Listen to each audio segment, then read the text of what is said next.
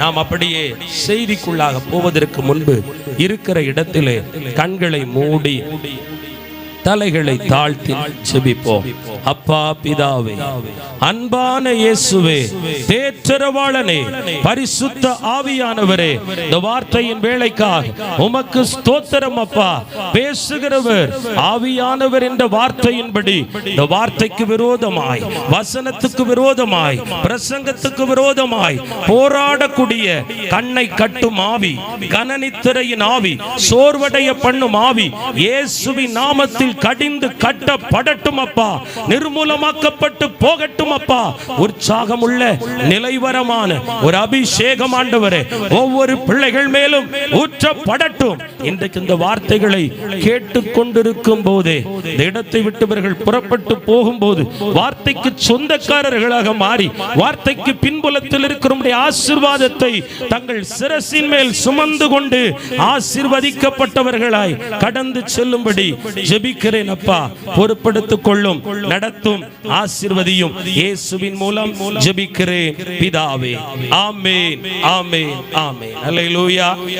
உங்களுக்காக என்ன வார்த்தையை கொடுத்து நான் பிரசங்கிக்கட்டும் என்று நான் தேவ சமூகத்திலே ஆலோசித்துக் கொண்டிருந்த போது கர்த்தருடைய ஆவியானவர் உங்கள் நிலை என்ன, நீங்கள் எப்படி இருக்க போகிறீர்கள் என்று ஒரு வசனத்துக்கு உங்களை ஒப்பிட்டு, வசனத்தில் அடக்கப்பட்ட ஒரு பொருளுக்கு ஒப்பிட்டு உங்களை இவ்விதமாக ஆசீர்வதிப்பேன் என்று சொல்லி எனக்கு ஒரு வார்த்தையை கொடுத்தார். அதைத்தான் உங்களுக்கும் வாக்காக நான் சுமந்து வந்திருக்கிறேன். எரேமியா 17ஆம் அதிகாரம் 8ஆம் வசனம். தயவு செய்து வேதத்தை கரத்தில் கொண்டு வந்தவர்கள் எரேமியா 17ஆம் அதிகாரம் 8ஆம் வசனத்தை திருப்பி வைத்துக் கொள்வோம். ஒருவர் அதை வாசிக்க நாம் கேட்கலாம். அவன் தண்ணீர் அண்டையிலே நாட்டப்பட்டதும் கால்வாய் ஓரமாக தன் வேர்களை விடுகிறதும் உஷ்ணம் வருகிறதை காணாமல் இலை பச்சையா இருக்கிறதும் வருஷத்திலும் வருத்தமின்றி தப்பாமல் கனி கொடுக்கிறதுமான மரத்தை போல் இருப்பான். ஆமென். என்ன சொல்ல வருகிறார் தெரியுமா? நீங்கள் செழிப்பா இருப்பீர்களா, ஆசீர்வாதமா இருப்பீர்களா? யாரை குறித்து சொல்லுகிறார்? இந்த மத்திய வேளையிலே யெகோவாயிரே பெதஸ்தா ஜெப வீட்டுக்கு கர்த்தரை தேடி, கர்த்தரை நம்பி அவருடைய வார்த்தையின் மேல் தாகமாய் வந்திருக்கிற உங்களோடு தான் ஆண்டவர் பேசுகிறார். எதை ஒப்பிட்டு பேசுகிறார்? ஒரு மரத்தை ஒப்பிட்டு பேசுகிறார். கர்த்தர் சொல்றாரு, நீர்க்கால்களின் ஓரமாய் நடப்பட்டு இலை கொடுக்கிற, கனி கொடுக்கிற செழிப்பான மரத்தை போல உன் வாழ்க்கை இருக்கும், நீ ஆசீர்வாதமாய் இருப்பாய் என்று உங்களோடு பேசுகிறார். ஒருவேளை இந்த வார்த்தை உங்க காதுக்கு வர்ற இந்த நேரம் உங்க வாழ்க்கை தடுமாற்றத்துக்குள்ள இருக்கலாம், சிதைவுக்குள்ள இருக்கலாம், உடைஞ்சு போய் இருக்கலாம், பட்டு போய் இருக்கலாம், காஞ்சு போய் இருக்கலாம், வறட்சியா இருக்கலாம், எதிர்பார்த்த எதுவுமே நடக்காம இருக்கலாம், என்ன செய்ய போறோம்ங்கிற புலம்பலோட இருக்கலாம், கவலையோட இருக்கலாம். அப்படிப்பட்ட உங்களை பார்த்து இந்த உலகத்தில் எனக்கு என்ன இருக்கு, எப்படி இதை மீட்க போகிறேன், எப்படி இதை செய்து முடிக்க போகிறேன், எப்படி ஆசீர்வாதத்தை சுதந்தரிக்க போகிறேன், எனக்கு ஒன்றும் புரியவில்லையே என்று சொல்லுகிற உங்களை பார்த்து தான் ஆண்டவர் சொல்றாரு, கர்த்தரை தேடுகிறவன் தண்ணீர் அண்டையில் நட்டப்பட்ட ஒரு வேர்விட்ட மரத்தை போல் இருப்பான். அவனுடைய இலைகளும் பச்சை பசேல் என்று இருக்கும், அவனும் கனி கொடுப்பான், பூத்து குலுங்குவான் என்று தேவன் சொல்லுகிறார். சங்கீதம் 1:3 சொல்லும் பொழுது அவன் நீர்க்கால்களின் ஓரமாய் நடப்பட்டு தன் காலத்தில் தன் கனியை தந்து இலை உதிராயிருக்கிற மரத்தை போல் இருப்பானா. ஹல்லேலூயா. யார சொல்றாரு? உங்களை சொல்றாரு. அப்படின்னா நீங்க அதை நம்பணும். அந்த வசனத்துக்கு மேல் வசனத்தை ஒருவர் வாசிக்கலாம். கர்த்தர் மேல் நம்பிக்கை வைத்து கர்த்தரை தன் நம்பிக்கையாக கொண்டிருக்கிற மனுஷன் பாக்கியவான். யார ஆண்டவர் தண்ணீர் ஓரமா நடப்பட்ட மரத்தினுடைய வேருக்கும் கிளைக்கும் இலைக்கும் கனிக்கும் ஒப்பிடுறார் தெரியுமா? கர்த்தரை தன் நம்பிக்கையா வச்சிருக்கிற மனுஷன். ஆமென். இந்த மத்தியானம் உங்க நம்பிக்கை எது மேலங்க இருக்கு? நீங்க எதை நம்பிக்கிட்டு இருக்கீங்க? எந்த நம்பிக்கைக்காக ஜெபம் பண்ண வந்தீங்க? சுயத்தை நம்புறீங்களா? மனுஷனை நம்புறீங்களா? அல்லது இவ்வளவு பணம் கிடைச்சா என் வாழ்க்கை மாறிடும்னு பணத்தை நம்புறீங்களா? அல்லது உங்க பட்டம், உங்க படிப்பு? கர்த்தர் சொல்றாரு, அவங்கள இல்ல, கர்த்தரையே தன் நம்பிக்கையாக வைத்திருக்கிற மனுஷன் பாக்கியவான். ஒருவேளை ஆண்டவர் இவ்விதமாய் உங்களுக்கு சொல்ல விரும்புகிறார். பார்வோன் எதை நம்பினா நாம் தெரியுமா?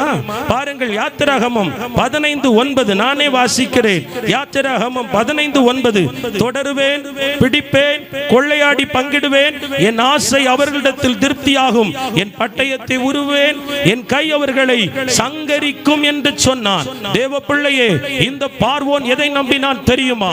தன் பலத்தை நம்பினான், பலத்தை நம்பினான், சேனையை நம்பினான், போர் வீரர்களை நம்பினான், பட்டயத்தை நம்பினான், திறமையை நம்பினான். நம்பி சொல்லுகிறான், தொடருவேன், பிடிப்பேன், கொள்ளையடிப்பேன், பங்கிடுவேன், என் ஆசையை அவர்களிடத்தில் பூர்த்தியாக்குவேன், என் பட்டயத்தை எடுப்பேன், வெட்டுவேன், வீழ்த்துவேன் என்று சொல்லுகிறான்.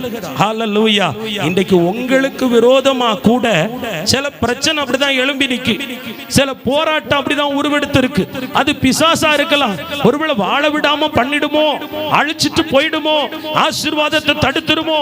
ஒருவேளை சில மந்திரம், சில மனுஷர்களுடைய தந்திரம் உங்க வாழ்க்கைக்கு விரோதமா, விடமாட்டேன், தொடருவேன், பிடிப்பேன், வாழ்ந்துறத பாப்போம், ஊழியம் செய்யறத பாப்போம், நீ நிம்மதியா இருக்கிறத பாப்போம் அப்படின்னு சில பிரச்சனை, சில போராட்டம், சில உபத்திரவம் உங்க குடும்பத்துக்கு விரோதமா, பிள்ளைகளுக்கு விரோதமா மிக கர்வத்தோட எழும்பி நிற்கலாம்.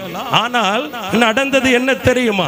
அந்த பார்வோனும் அவனுடைய சேனையும் சிவந்த சமுத்திரத்தில் கவிழ்த்து போடப்பட்டார்கள்.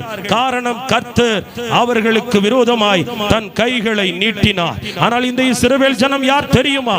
மோசேயை நம்பினார்கள். மோசே மூலமாய் தேவன் கொடுத்த வாக்கை நம்பி, ரதத்தை நம்பி அல்ல, குதிரையை நம்பி அல்ல, படை வீரர்களை நம்பி அல்ல, திறமையை நம்பி அல்ல, கர்த்தரை நம்பி வனாந்தரத்தில் கால வச்சாங்க. கர்த்தர் யார் என்பதை விளங்கி கொண்டார்கள். அல்லேலூயா. இன்று கூட ஆண்டவர் சொல்றாரு, உங்களுக்கு விரோதமா மந்திரத்தை வச்சு, தந்திரத்தை வச்சு, பொல்லாப்ப வச்சு சிலர் உங்க குடும்பத்துக்குள்ள, தெருவுக்குள்ள, பட்டணத்துக்குள்ள, ஊழியத்துக்கு விரோதமா, தொழிலுக்கு விரோதமா, பிள்ளைகளுக்கு விரோதமா, சொத்துக்கு விரோதமா எழும்பி நிக்கலாம். ஆனா ஆண்டவர் உங்களை பார்த்து சொல்றாரு, நீங்க அதை எதையும் நம்பல, கடவுளை நம்பி இந்த இடத்துக்கு வந்திருக்கீங்க. நீங்க நம்பிக்கை உள்ள மனுஷன். ஆண்டவரை நம்பாம அங்க வர முடியாது. நீங்க விளையாட்டுக்காக வரல, போய் பார்ப்போன்னு வரல, வேடிக்கை பார்க்க வரல. ஒரு நம்பிக்கை உங்களுக்கு இருக்கு. இங்க போனா ஆண்டவர் ஜெபத்தை கேட்பாரு, இங்க போனா ஆண்டவர் என் கூட பேசுவாரு, இங்க போனா ஆண்டவர் என்ன கட்டாயம் அபிஷேகிப்பார், இங்க போனா எனக்கு ஒரு விடிவு காலம் இருக்கு, ஏன்னா நான் போய் பார்த்திருக்கிறேன், எனக்கு ஆபத்து காலத்துல கர்த்தர் உதவி செஞ்சிருக்கிறாரு. அந்த நம்பிக்கையோட தான் ஆண்டவரை தேடி இந்த இடத்துக்கு வந்திருக்கிறீங்க. உங்களை பார்த்து ஆண்டவர் சொல்றாரு, நிச்சயமா உங்க நம்பிக்கைக்கு ஏற்ற நல்ல முடிவை ஆண்டவர் உங்களுக்கு கொடுப்பார். ஆமென். நீங்க எப்படி இருக்க போறீங்க? தண்ணி ஓரமா, ஒரு ஆற்று ஓரமா, ஒரு கால்வா ஓரமா ஒரு மரம் நடப்பட்டிருந்தா அந்த மரத்தினுடைய வேர் எப்படி உறுதியாய் பற்றி இருக்குமோ, அதனுடைய கிளைகள் எப்படி கம்பீரமாய் தோற்றமளிக்குமோ, இலைகள் எல்லாம் பச்சை பசேல் என்று எப்படி செழிப்பாய் இருக்குமோ, எப்படி கனி கொடுக்குமோ, அப்படியே உங்கள் குடும்பத்தை, குடும்ப உறவை, குடும்ப வாழ்வை, ஆவிக்குரிய ஜீவியத்தை, உலக பிரகாரமான வாழ்வை, பிள்ளைகளை கர்த்தர் தலை தோங்க பண்ணுவாராம், கர்த்தர் செழிக்க வைப்பாராம், கர்த்தர் ஆசீர்வதிக்க வைப்பாராம். ஏனென்றால் நீ தேவனால் ஆசீர்வதிக்கப்பட்ட பிள்ளை. ஆமென் சொல்லுங்க. அதே நேரம் தேவனுடைய பிள்ளை இதை நம்ப கூடாது. யாக்கோபு 4:13 ஒருவன் வாசிக்கலாம். யாக்கோபு 4:13-14 நானே வாசிக்கிறேன். மேலும் நாங்கள் இன்றைக்கு அல்லது நாளைக்கு இந்த பட்டணத்துக்கு போய் அங்கே ஒரு வருஷம் தங்கி வியாபாரம் செய்து சம்பாத்தியம் பண்ணுவோம் என்கிறவர்களே கேளுங்கள். நாளைக்கு நடப்பது உங்களுக்கு தெரியாதே. உங்கள் ஜீவன் எப்படிப்பட்டது? கொஞ்ச காலம் தோன்றி பின்பு தோன்றாமல் போகிற புகையை போல் இருக்கிறதே. ஆண்டவர் சொல்றார், நீங்க உங்களை கூட நம்ப கூடாதா? ஆமென். அல்லேலூயா. உங்க கவலை எல்லாம் எப்படி இருக்கு தெரியுமா? வண்டியா இருக்கு. ஆமா, உங்க கவலையை உங்ககிட்ட இருந்து தூத்துவார்னா ஒரு பெரிய டிப்பர் லாரியில நிரப்பிடலாம். ஒரு அல்லேலூயா சொல்லுங்களேன். உங்க கவலையை உங்க இருதயத்திலிருந்து உங்க சிந்தையிலிருந்து தோண்டி எடுத்தா ஒரு பெரிய மலையே உருவாக்கிடலாம். அவ்வளவு கவலை, அவ்வளவு பாரம், அவ்வளவு பாடு, அவ்வளவு பயம். எதுக்கு? நாளைய நாளை குறிச்சு.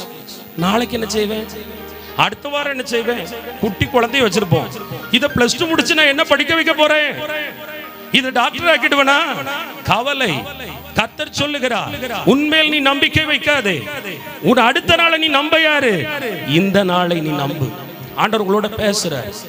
வருகையில காணப்பட மாட்டீங்க சிஸ்டர், பிரதர்.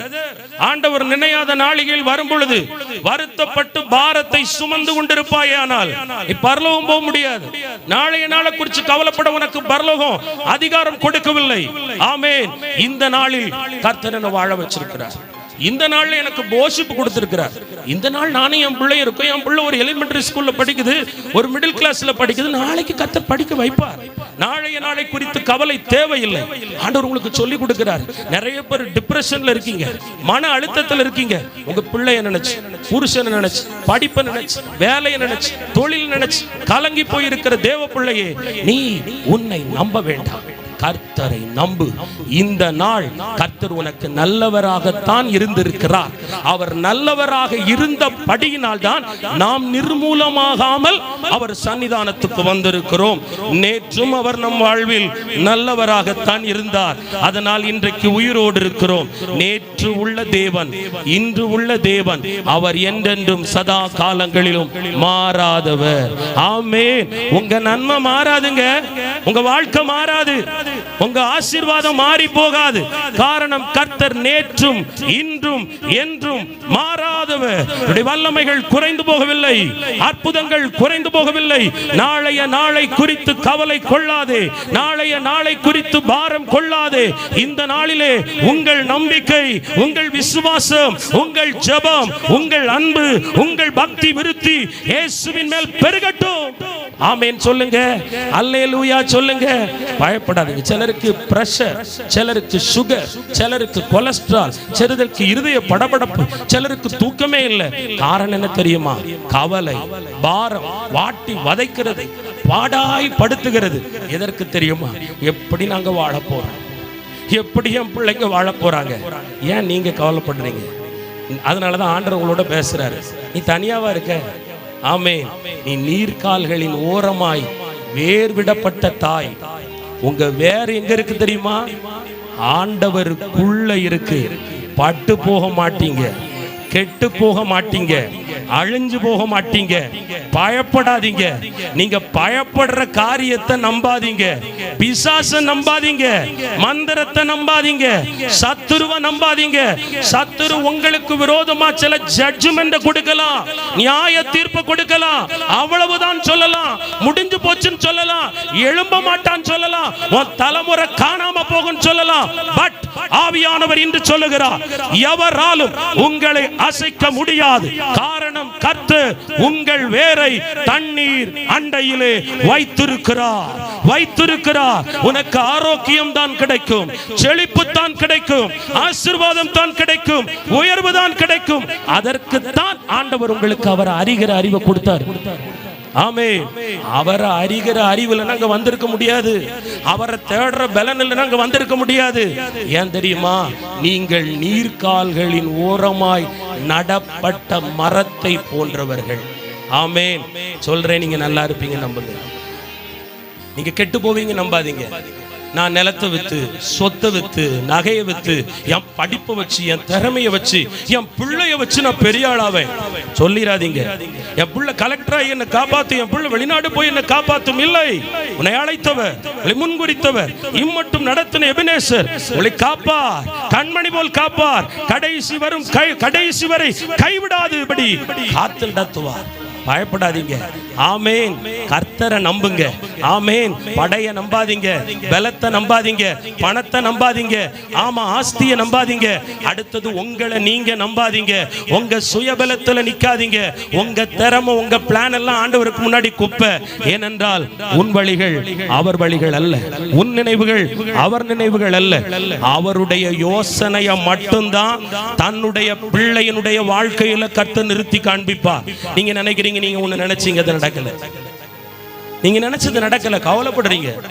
நான் ஒரு காலம் அப்படி ஆகணும்னு நினைச்சேன். சில பேருக்கு பேரம்பத்தி எடுத்த பிறகு, ஆமா இந்த மனுஷனை கேட்டிருக்கும் முதல்ல ஒருத்தர் கேட்டாரு, அவர் ராணுவத்தில் இருந்தார், அவரை கேட்டுனா கூட நான் எங்கேயோ எப்படியோ போயிருப்பேன். காணாம போயிருப்பீங்க. ஆமேன்னு சொல்லுங்க. கர்த்தர் உங்களை தெரிந்து கொண்டு வைத்திருக்கிறார். நாம அப்படி இப்படிலாம் பேசுவோம் பாருங்க, திறமையா. நான் இந்த மனுஷனை கட்டி அழுததுக்கு, நான் ஜெபிச்ச ஜபத்துக்கும், ஆமா எனக்கு ஒரு ஊழியக்காரர் கிடைச்சிருந்தா அவர் உதைச்சு அனுப்பியிருப்பார். ஆமேன். இந்த குப்பையோட இந்த வண்டி தான் ஓட்ட முடியும் தெரியும். ஆமா இந்த ஆளோட இவங்க தான் நடத்த முடியும் ஆண்டவருக்கு தெரியும். நாம் பேசுகிறது போல அல்ல, நாம் நினைப்பது போல அல்ல, நாம் எண்ணுவது போல அல்ல. அவர் நம் மேல் வைத்த திட்டங்கள் ஆராய முடியாதது, ஆராய முடியாதது. அது அதிசயமானது. உங்களை அந்த பாதையில தான் நடத்துறாரு. நான் இப்படி என் வாழ்க்கை ஆகுனே நினைக்கலையே. தடம் புரண்ட ஒரு ரயில் வண்டியை போல என்னுடைய பயணம் தடை புரண்டு கிடக்கிறது, தடைப்பட்டு கிடக்கிறது. இல்லை, இதுவும் மாறும். பயப்பட வேண்டாம், சோர்ந்து போக வேண்டாம். கர்த்தர் இன்றைக்கு உங்களுக்கு ஒரு உறுதிப்பாட்டை சொல்லுகிறார். நீ தனித்தவள் அல்ல. நீங்க பட்டு போயிட்டன, காஞ்சு போயிட்டன, பிரயோஜனமற்று போயிட்டன. எழும்ப முடியுமா? சிறகு அடிக்க முடியுமா? நான் பறக்க முடியுமா? நான் ஆசீர்வதிக்க முடியுமா? எனக்கானது சுதந்தரித்து விட முடியுமா? பயப்படுகிறாயா? கலங்காதே. நீர்க்கால்களின் ஓரமாய் நடப்பட்ட தேவஜனமே, பாக்கியவதி நீ, பாக்கியவான். கர்த்தர் உனக்குள்ளே தன்னுடைய ஜீவ தண்ணீரை அனுப்புகிறார். நீ ஜீவன் பெறுவாய், சுகம் பெறுவாய், பலனடைவாய். கழுகுகளை போல செட்டைகளை அடித்து உயரே எழும்புகிற உன்னத அனுபவத்துக்குள் ஆண்டவரே உங்களை கொண்டு போய் நடத்துவார். ஹல்லேலூயா, ஹல்லேலூயா. கர்த்தர் நல்லவர், அவர் கிருபை என்றும் உள்ளது. மோசமான மனுஷங்களை கண்டு, மனுஷிகளை கண்டு நீங்க எங்க தோண்டு போறீங்க? மோசமான ஊரு, மோசமான தெரு, மோசமான குடும்ப உறவா இருக்கு. ஆளுக்கு ஒண்ணு பேசுறாங்க, ஆளுக்கு ஒண்ணு எனக்கு செய்றாங்களே. எவர் எதை பேசினாலும் தூற்றுவார் தூற்றட்டும், போற்றுவார் போற்றட்டும்.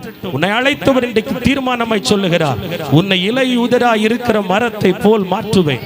நீ மழை இல்லை என்றாலும் கனி கொடுக்கும் மரத்தை போல் மாறுவாய். நீ செய்வதெல்லாம் வாய்க்கும், நினைப்பதெல்லாம் நடக்கும். நீ எண்ணுவதற்கும் நினைப்பதற்கும் மேலான காரியத்தை சேனைகளின் கர்த்தர் உங்களுக்கு செய்து கொடுப்பார். நான் சொல்லட்டும், நீங்க உடைக்கப்பட்டதுக்கு ஒரு அர்த்தம் உண்டு, உதைக்கப்பட்டதுக்கு ஒரு அர்த்தம் உண்டு, உபத்திரவப்பட்டதுக்கு ஒரு அர்த்தம் உண்டு. ஒருவேளை காரணமே இல்லாம நான் இப்படி ஆயிட்டனோ நீங்க நினைக்காதீங்க. இவைகளை எல்லாம் உங்கள் வாழ்விலும் பிள்ளைகள் வாழ்விலும் கட்டளையிட்ட கர்த்தருக்கு ஒரு பெரிய முகாந்தரம் உண்டு. ஆமென் சொல்லுங்களேன். நாள் வரும். யோசேப்புக்கு ஒரு நாள் வந்தபோது சிறையிருப்பு என்கிற கிடங்கில் விழுந்து கிடந்தவனை கர்த்தர் தூக்கி ஆசனத்தில் வைத்தார். சிலர் அவனை கிடங்கில் போட்டார்கள், குடும்பம் அவனை குழியில் போட்டது. தேவஜனமே, உங்களுக்கு ஆதரவாய் இருப்பவர்கள், அன்பாய் இருப்பவர்கள் மாய மாலம் பண்ணி உங்களை குழிக்குள் தள்ளலாம். ஒரு சிலர் உங்களை கிடங்குக்குள் போட்டு உங்களை செயல்படாதபடி சிறைப்படுத்தலாம். அழைத்தவர் உண்மை உள்ளவர், தெரிந்து கொண்டவர் உண்மை உள்ளவர். அவர் கரம் தூக்கி எடுப்பார். உங்களுக்கான சிங்காசனத்தில் உங்களையும் பிள்ளைகளையும் அமர வைத்து ஆசீர்வதித்து வாழ வைத்து பலப்படுத்தவும் செய்வார். ஆமென். ஹல்லேலூயா, ஹல்லேலூயா. நீங்கள் என்றைக்கும் உங்களையும் நீங்கள் நம்ப கூடாது. கர்த்தர் சொல்றாரு பாருங்க, நம்ம எந்த காரணத்தை கொண்டும் எந்த காரியத்தை நம்ப கூடாது. இரண்டாவது எரேமியா 17:9. இருதயமே திருக்குள்ளதும் மகா கேடுள்ளதுமாயிருக்கிறது, அதை அறியத்தக்கவன் யார்? என் அன்பு தேவ பிள்ளையே, மூணாவது எது சொல்றதை நம்ப கூடாது தெரியுமா? இருதயம் அடிக்கடி உன்னை சொல்லும், ஏய் அவகிட்ட பேசாத, ஏ அவ பொல்லாதவா, ஏ நீ உன் காரியத்தை பாரு. உன் இருதயம் உனக்கு சொல்லுவதை நம்பாது. ஆமென். என்ன பிரதர், நான் ஒண்ணு நினைச்சா கரெக்டா இருக்குமே. கர்த்தர் எதை சொல்றாரோ அதை நம்புங்க. கர்த்தர் எதை சொல்லுகிறாரோ அதை நம்புங்கள். உங்கள் இருதயம் உங்களுக்கு ஆலோசிப்பதை ஒருபோதும் கேட்டு விடாதிருங்கள். ஏனென்றால் இருதயம் மகா கேடு உள்ளதும் திருக்குள்ளதுமாய் இருக்கிறதா. அது நல்ல இருதயம் இல்லை. பாருங்க, எரேமியா 17:5 சொல்லும் பொழுது இவ்விதமாய் சொல்லுகிறது, மனுஷன் மேல் நம்பிக்கை வைத்து மாம்சமானதை தன் புயமலமாக்கி கொண்டு கர்த்தரை விட்டு விலகுகிற இருதயம் உள்ள மனுஷன் சபிக்கப்பட்டவன். யாரோ சொல்லுவதை இருதயத்தில் வைத்துக் கொண்டு, யாரோ கூறுகிற ஆலோசனை இருதயத்தில் வைத்துக் கொண்டு கர்த்தரை விட்டு விலகுகிற மனுஷன் எப்படிப்பட்டவனா? சபிக்கப்பட்டு போய் இருப்பான். இருதயம் சொல்றது, மனசாட்சி சொல்லுது, அதுக்கெல்லாம் இடம் கொடுக்காதீங்க. கர்த்தர் எதை சொல்றாரு? கர்த்தர் உங்கள் மேல குறித்து வைத்த காரியம் என்ன, தரிசனம் என்ன, கர்த்தர் கொடுத்த வாக்கு என்ன, அதை நம்புங்க. சூழ்நிலைமை சொல்லலாம், இப்படியே போனா உன் குடும்பம் எழும்பாது, இப்படியே போனா சீக்கிரம் மரணம் வந்துடும், இப்படியே போனா உங்க பிள்ளைங்க வாழ்க்கை அவ்வளவுதான், உங்க பிரச்சனை ஒண்ணு இன்னைக்கு சொல்லலாம், சூழ்நிலைமை சொல்லலாம். யாரோ ஒருவர் புதுசா முளைச்சு உங்க எல்லைகளுக்குள்ள உங்களை அரட்டி கொண்டிருக்கலாம், உருட்டி கொண்டிருக்கலாம். ஐயோ, இவங்க கிட்ட போய் மாட்டிக்கிட்டோமே, இனி அவ்வளவுதானே அப்படின்னு உங்க வாய் சொல்லக்கூடாது. கர்த்தர் சொல்லிட்டார், எவன் உனக்கு விரோதமாய் எழும்பினாலும் அவன் உன் பட்சத்துக்கு வருவான், உன் காலடிக்கு வருவான். அந்த சத்துருக்களுக்கு முன்னாடி நான் உன்னை வெட்கப்பட விட மாட்டேன், கைவிடப்பட விட மாட்டேன். காரணம் என்ன தெரியுமா? நீயோ என்னுடைய நீர்க்கால்களின் ஓரமாய் நடப்பட்டு தன் காலத்தில் தன் கனியை தருகிற இலை உதிராய் மரத்தை போல் இருக்கிறவன். இன்னைக்கு இந்த வசனத்தை வச்சு ஆண்டவர் உங்களோட தீர்க்க தரிசனமா பேச போறார், வெளிப்பாடா பேச போறார். முதல்ல சொல்லிட்டாரு, நீ பலத்த படைய நம்பிராத, இரண்டாவது சுயத்தை நாளைய நாள நம்பிராத. நான் சொல்றேன், பிள்ளைகளை வச்சு கனவு காண்றது நல்லதுதான். பிள்ளைகளை கடவுளுக்குள்ள அர்ப்பணிச்சிருங்க. தாய், நீ ஒரு மேப் போட்டு, பாட்டி தாத்தா அல்லது அப்பா அம்மா ஒரு மேப் போட்டு பிள்ளைய வளர்க்காதீங்க. பிள்ளைய கர்த்தர் சித்தத்துக்கு ஒப்பு கொடுங்க, கர்த்தர் திட்டத்துக்கு ஒப்பு கொடுங்க. உங்க சித்தம் உங்க திட்டம் இல்ல, கர்த்தர் கிருபை தான் உங்க பிள்ளைய ஆளாக்கும். ஆமென். இது கூட ஒரு பேட் ஒப்பீனியன் தான், இது கூட ஒரு மென்டலி ஸ்ட்ரெஸ் தான். ஆண்டவர் பார்த்துக்கிடுவார் உங்க பிள்ளைகளை.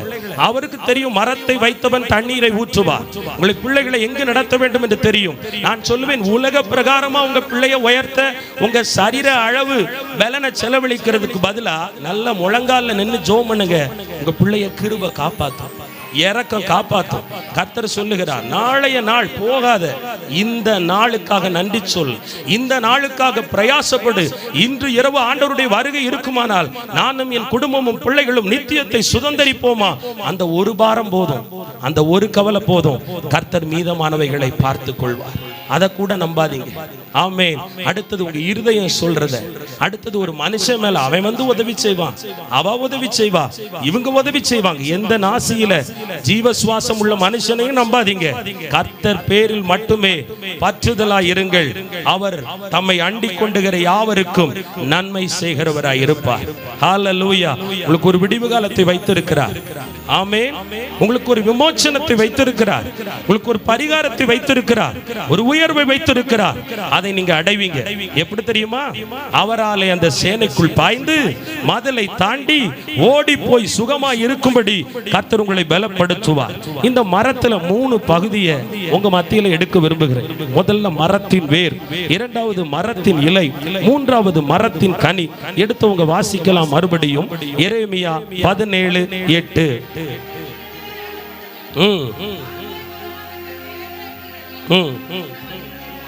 போதும். முதலாவது பார்க்கும்போது இந்த வேர் எங்க இருக்கா? கால்வாய் ஓரமாய், ஆறுகள் ஓடுகிறதே அந்த நதிக்கு ஓரமாய் இந்த மரம் இருக்கா. அப்படின்னா இந்த மரத்துக்கு ஒரு கவலையே இல்லை பாருங்க. ஏன் தெரியுமா? தோட்டக்காரன் வருவானா, தண்ணி ஊத்துவானா என் மேல அப்படின்னு இந்த மரத்துக்கு என்ன இல்ல, கவலையே இல்லை. ஏன்னா ஆண்டுதோறும், வாரம் தோறும், மாதம் தோறும் 365 நாட்களும் நீர் ஓடிக்கொண்டே இருக்கும். அல்லேலூயா. அந்த மரம் வானத்தை பார்க்க வேண்டாம், மழை இன்னைக்கு பெய்யுமா, என் இலைகள் மேலெல்லாம் இந்த மழை தண்ணி படாதான்னு மழைக்கும் காத்திருக்க வேண்டாம். ஒரு சில மரம் தண்ணீருக்கும் காத்திருக்கணும், தண்ணீர் இல்லைன்னா மழைக்கு காத்திருக்கணும், மழைக்கு காத்திருந்து மழை கிடைக்கலன்னா அதிகாலை 4 மணிக்கு பெய்கிற பனித்துளிக்காக காத்திருக்கணும். அதிலிருந்து வருகிற ஈர பசையிலாவது என்னுடைய தாகத்தை நான் தீர்த்து விட மாட்டேனா என்று மரம் அவளோடு காத்திருக்குமா? ஆனால் இந்த மரம் அப்படி அல்ல, எதற்கும் காத்திருக்க வேண்டாம். ஏனென்றால் அதனுடைய வேர் நீர்க்கால்கள் ஓரமாய் நடப்பட்டிருக்கிறது. இதிலிருந்து என்ன வெளிப்பாடு சொல்றாருன்னா, ஆண்டவரை நம்புற பிள்ளையே, எதையும் நம்பாத, எதையும் தேடாத, எதையும் வாஞ்சிக்காத, நீ பயப்படாத. உன்னுடைய அஸ்திவாரம் நீர்க்கால்களின் ஓரமாய் நடப்பட்டபடியினால் கர்த்தர் உனக்கு ஜீவனை கொடுப்பார், ஜீவனை கொடுப்பார். ஒரு மரத்துக்கு ஜீவன் என்ன தெரியுமா? தண்ணீர். ஒரு மரத்துக்கு ஜீவன் ஆறு. ஒரு மரத்துக்கு தாகத்தை தீர்க்கக்கூடியது தண்ணீர். அது வருடத்தின் 365 நாட்களும் தன்னை நம்பி இருக்கிற அந்த வேருக்கு தண்ணீரை கொடுத்து கொண்டே இருக்குமா? ஆமென் சொல்லுங்களேன். ஏசாயா 33:16 சொல்லும் பொழுது, அவன் உயர்ந்த இடங்களில் வாசம் பண்ணுவான், கன்மலைகளின் அரண்கள் அவனுடைய உயர்ந்த அடைக்கலமாகும். அவன் அப்பம் அவனுக்கு கொடுக்கப்படும், அவன் தண்ணீர் அவனுக்கு நிச்சயமாய் கிடைக்கும். கர்த்தர் சொல்றாரு, இந்த நாட்களுக்கு பிறகு உங்களுடைய அஸ்திபாரத்தை, உங்க வேற உங்களுடைய காரியங்களை செழிப்பாக்குகிற ஜீவ தண்ணியை கொடுப்பாராம். சங்கீதம் 34:10 சொல்லும் பொழுது, சிங்க குட்டிகள் தாழ்ச்சி அடைந்து பட்டினியா இருக்கும், கர்த்தரை தேடுகிறவர்களுக்கோ ஒரு நன்மையும் குறைவுபடாது. ஹல்லேலூயா. மரம் மரம்னு சொல்றீங்களே, தண்ணி தண்ணின்னு சொல்றீங்களே, இந்த மரம் காட்டுக்குள்ள இருக்கிற மரம் இல்ல, உங்களை குறித்து தான் பேசுறேன். ஆமே, நீங்களே அந்த மரம். தண்ணீர் தண்ணீர் என்று பேசுகிறீர்களே, அந்த தண்ணீர் பரிசுத்த ஆவியின் நதி, ஜீவ தண்ணீர். ஆமென். அது எங்க ஊற்றப்பட போகுது தெரியுமா? வறண்ட இடத்துல, பாலைவனத்துல. ஆமென். வறட்சியான இடத்துக்குள்ள அந்த தண்ணீரை கர்த்தர் இன்றைக்கு புறப்பட பண்ண போகிறார். இவ்வளவு காலம் உங்க குடியிருப்பு, உங்க வாழ்க்கை, உங்க பிள்ளைங்க எல்ல, உங்க ஊழிய எல்ல வறண்டு போய் இருக்கலாம். ஆனால் இன்றைக்கு அருள்நாதர் இயேசு கிறிஸ்து சொல்லும் பொழுது இவ்விதமாய் சொல்லுகிறார், என் ஜீவ தண்ணீர் பாயும் பாயும் பாயும். அது பாயும் இடமெல்லாம் சவுக்கியம் உண்டாகும், அது பாயும் இடமெல்லாம் ஆரோக்கியமாயிருக்கும், அது பாயும் இடமெல்லாம் செழிப்பாயிருக்கும். ஹல்லேலூயா. இந்த வார்த்தையை சொல்லும் போது எனக்கு ஒரு சம்பவம் ஞாபகத்துக்கு வந்தது. 2012 அந்த நாட்களில் அங்க ஒரு 3 பேர் இங்கு கூடி ஜெபிப்போம். அப்போ இந்த இடம் உண்மையிலேயே ஒரு வறட்சியான இடம். பாட்டியம்மா பலவீனப்பட்டுட்டாங்க. நான் சொல்றது சாரி, மன்னிக்கணும். 2014 பாட்டி 13 மரித்து போனார்கள். ஆண்டவருடைய ராஜ்யத்துக்குள் பிரவேசித்தார்கள். 2010ஆம் ஆண்டே இங்கு ஊழியம் முழுவதும் நின்று போனது. ஊழியத்துல எழுப்புதல் இல்லை, ஆத்துமாக்கள் இல்லை. இந்த இடம்லாம் உடைஞ்சு கிடக்கிற பாழடைஞ்ச தர, அந்த செவுரெல்லாம் அப்படியே உடைஞ்சு கிடக்கும். மழை தண்ணீர் வந்தால் உள்ளே வரும். கரண்ட் கிடையாது, மேச கிடையாது, ஒன்றும் கிடையாது. ஊழியமே நடக்கல. என் மேலையும் ஊழிய அழைப்பு இருப்பது எனக்கு முழுமையாய் அந்த நாட்களில் எனக்கு தெரியாது. நாங்கள் 3 பேராக, நான், என்னுடைய சித்தி, என்னுடைய பக்கத்து வீட்டு அக்கா, சுயலாபத்துக்காகத்தான் ஜெபிக்க ஒன்று கூடினோம். எங்க 3 பேருடைய வாழ்க்கைக்குள் இருக்கிற பிரச்சனை, ஒவ்வொரு பேருக்கும் ஒவ்வொரு பிரச்சனை இருந்தது. கூடி ஜெபித்தால் அந்த பிரச்சனை மாறிவிடும் என்று சொல்லிதான் நாங்கள் ஒன்று கூடி ஜெபிக்க திட்டமிட்டோம். நன்கு கவனித்தால் இந்த தெருவிலேயே இந்த வீடுதான் சபிக்கப்பட்ட வீட்டை போல இருந்தது. அவ்வளவு பிரச்சனை, அவ்வளவு பாடு, அவ்வளவு நிந்தை, அவ்வளவு போராட்டம், அவ்வளவு வறட்சி. அதற்கு மத்தியில் தான் நானும் இங்கே இருந்து கொண்டிருந்தேன். அந்த நாளில் 3 பேர் நாங்கள் ஒரு தடவை ஜெபிக்கும் போது திடீரென்று என்னுடைய நாவை பரிசுத்த ஆவியானவர் தொட்டார். நான் திடீரென்று அந்த 2 சகோதரிகளை பார்த்து இவ்விதமாய் சொல்ல ஆரம்பித்தேன், இதோ வறட்சியாய் இருக்கிற, பாழடைந்து போன, வனாந்தரமாய் இருக்கிற இந்த இடத்திலே ஜீவ தண்ணீர் ஊறும். ஜீவ தண்ணீர் ஊறி புறப்படும் ஒரு நதியை போல இந்த ஜீவ தண்ணீர் தெருக்களுக்குள் பாயும், பட்டணத்துக்குள் பாயும், உலகமெங்கும் பாயும். அப்படிப்பட்ட ஜீவ தண்ணீரை, அப்படிப்பட்ட பரிசுத்த ஆவியின் நதி இந்த இடத்திலிருந்து புறப்படும் புறப்படும் புறப்படும். இது பாயும் இடமெல்லாம் செழிப்பாய் இருக்கும். அருவருப்பாக்கப்பட்ட, அசட்டை பண்ணப்பட்ட இந்த இடத்துக்குள்ளே ஆண்டவர் கீர்த்தியை கொடுப்பார், புகழ்ச்சியை கொடுப்பார் என்ற தீர்க்க தரிசன வார்த்தையை பேசினார். ஆனா அன்னைக்கு எனக்கு தீர்க்க தரிசன வரம் இருக்கா இல்லையான்லாம் ஒண்ணும் தெரியாது. ஆனா கூடி ஆண்டவரை மட்டுமே நம்பி, ஆண்டவரால மட்டும்தான் நம்ம வாழ்க்கையை மாற்ற முடியும்னு சொல்லி ஜெபத்துக்கு முக்கியத்துவம் கொடுத்து 3 பேராக இயேசு என்னும் நாமத்தில் இணைந்து ஜெபித்த போது கர்த்தருடைய ஆவியானவர் அடியேன் மூலம் பேசினார். நாட்கள் மாறினது.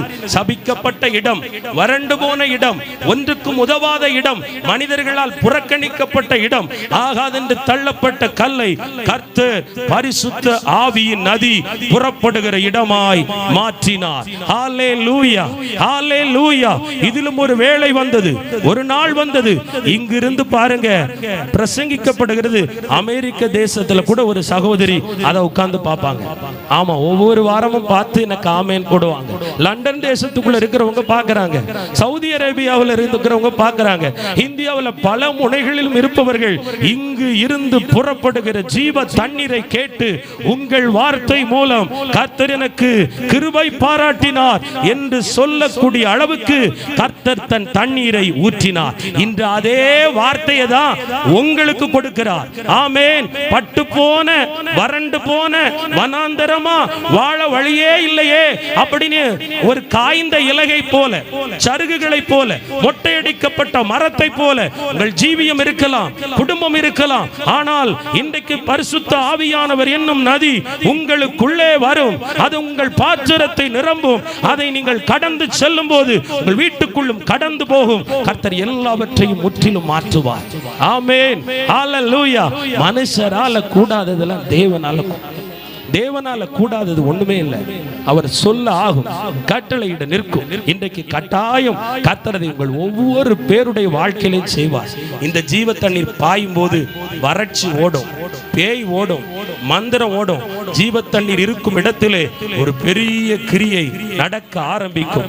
இன்று முதல் கர்த்தருடைய பரிசுத்த ஆவியானவர் உங்க நிலம், உங்க வீடு, உங்க வாழ்வாதாரம், சரீரம் கெட்டு போகும்படி எந்த கிரியைகள் எல்லாம் இருந்ததோ அதை அக்கினி நதி எரிக்க ஆரம்பிக்கும். ஒருவேளை சாபத்தின் கிரியைகளாய் இருக்கலாம், பாவத்தின் மூலம் அந்த கிரியைகளாய் இருக்கலாம், பிசாசின் மூலம் அந்த கிரியைகளாய் இருக்கலாம், மந்திரம், மனிதர்கள் சுயத்தின் மூலமாய் ஏற்பட்ட எந்த கிரியைகள் உங்கள் எல்லைகளை பட்டு போக வைத்ததோ, வறட்சி அடைய வைத்ததோ, தரித்திரப்பட வைத்ததோ, மரணத்துக்கு ஏதுவாய் நடத்தினதோ, இன்றைக்கு கர்த்தர் ஊற்றி கொடுக்க போகிற ஜீவ நதி, வற்றாத நதி, அக்கினி நதியாய், அக்கினி நதியாய் அது பாய்ந்து போகும். உங்க வீட்டுக்குள்ள கடந்து போகும், ஒவ்வொரு அறைக்குள்ளும் போகும், உங்க பிள்ளைகளுடைய எல்லைகளுக்குள்ள போகும். அங்க இருக்கிற சத்துருவினுடைய தீய சக்திகளை அக்கினி நதி சுட்டரித்து போடும், சாம்பலாக்கி போடும், எரித்து போடும். இதை பருகுகிற உங்களுக்கு கர்த்தர் தாகத்தை தீர்க்கிறவராய் இருப்பார். ஹல்லேலூயா, ஹல்லேலூயா. பாருங்க, யோவான் 7:38 வேத வாக்கியம், யோவான் 7:38 வேத வாக்கியம் சொல்லுகிறபடி, என்னிடத்தில் விசுவாசமாய் இருக்கிறவன் எவனோ அவன் உள்ளத்தில் இருந்து ஜீவ தண்ணீர் உள்ள நதிகள் ஓடும் என்றார். தம்மை விசுவாசிக்கிறவர்கள் அடைய போகிற ஆவியை குறித்து இப்படி சொன்னார். இயேசு இன்னும் மகிமைப்படாதிருந்தபடியினால் பரிசுத்த ஆவி இன்னும் அருளப்படவில்லை. எடுத்தவங்க வாசிங்க, எபேசியர் 1:13.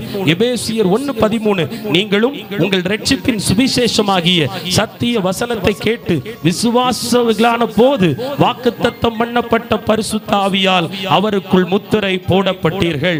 உங்க மேல ஒரு முத்திரை இருக்கு, பரிசுத்த ஆவியின் முத்திரை போடப்பட்டிருக்கு. எப்போ நீங்களும் ரட்சிக்கப்பட்டு சுவிசேஷத்தை, வசனத்தை ஏற்றுக்கொண்ட மாத்திரத்துல கர்த்தர் உங்க மேலையும் பரிசுத்த ஆவியின் முத்திரையை போட்டிருக்கிறாரு. அதனால் அவர் சொல்லுகிற காரியம், பயப்படாதீங்க, நீங்க தனிமையா இல்ல, திக்கற்றவங்களா இல்ல, கைவிடப்பட்டவங்களா இல்ல, ஐயோ ஒடுக்கப்பட்டு போயிட்டோமே, சத்துரு திரளாக பெருகி இருக்கிறார்களே, அவர்கள் ஞானம் எனக்கு விரோதமாய் ஓங்கி இருக்கிறதே, அவர்களுடைய பணபலம், படைபலம், திமிர்வாதம் எனக்கும் என் குடும்பத்துக்கும் பிள்ளைகளுக்கும் விரோதமாய் ஆக்ரோஷமாய் இருக்கிறதே, எப்படி வாழ போகிறேன், காலத்தை கடத்தி செல்ல போகிறேன், எப்படி விடுதலை வாங்க போகிறேன், எப்படி சுதந்திரத்தை சுதந்திரிக்க போகிறேன் என்று கவலை கொள்ளுகிற தேவஜனமே, கர்த்தருடைய ஆவியானவர் சொல்லுகிறார், நீங்கள் தனித்தவர்கள் அல்ல, பரிசுத்த ஆவியின் முத்திரை உங்கள் மேல் போடப்பட்டிருக்கிறது. அந்த ஆவியானவர் உங்களுக்கு துணையாளராய் இருக்கிறார். அந்த ஆவியானவர் உங்களை சகல சத்தியத்துக்குள்ளும் நடத்துபவராய் இருப்பார். அவர் இருக்கிற இடத்துல விடுதலை உண்டு. ஆமென் சொல்லுங்க. இந்த பரிசுத்த ஆவி என்னும் நதிதான் உங்க வாழ்க்கைக்குள்ள ஓடுது. இதுலதான் உங்க வேர் இருக்கு, இதுலதான் உங்க அஸ்திபாரம் இருக்கு, உங்க கால் அதுக்குள்ளதான் நிக்கு. ஆமென் சொல்லுங்க. அப்போ நீங்க அசைக்கப்பட மாட்டீங்க. உங்களை யாரும் தள்ளிவிட முடியாது. பரிசுத்த ஆவியில் பல காரியங்கள் உண்டு. இந்த பரிசுத்த ஆவி ஆண்டவர் சொல்றார் என்ன செய்ய. நீங்க நிறைய பேர் அதை உணரல. நீங்க புலம்பும் போது பிசாசு நினைப்பான் இவளுக்குள்ள பரிசுத்த ஆவியின் முத்திரை இருக்கிறது, ஆனால் இவளோ புலம்புகிறார். நீங்க கவலைப்படும் போதெல்லாம் ஆவியானவர் துக்கப்படுவார். நீங்க அவிசுவாசம் அடையும் போதெல்லாம் ஆவியானவர் துக்கப்படுவார். நீங்க உலகத்துக்காக கவலைப்படும் பொழுது ஆவியானவர் துக்கப்படுவார். நான் தான் உங்களுக்கு கொடுக்கப்பட்டிருக்கேன். இவ எப்ப என்ன விசுவாசித்தாளோ, எப்பொழுது இந்த மகன் என்னை விசுவாசித்தானோ என் முத்திரை போடப்பட்டிருக்கிறது. நான் துணையாளராய் இருக்கும் போது என் பிள்ளை இப்படி ஏன் கவலைப்படுது, நான் தான் விடுதலை கொடுப்பேனே என்று அவர் கலங்குவார். நீங்கள் ஒரு நாளும் பரிசுத்த ஆவியை துக்கப்படுத்தாதிருங்கள். அவர் உங்களை கவனித்துக் கொண்டே இருப்பார். அவர் உங்களுக்குள்ளதான் இருப்பார்.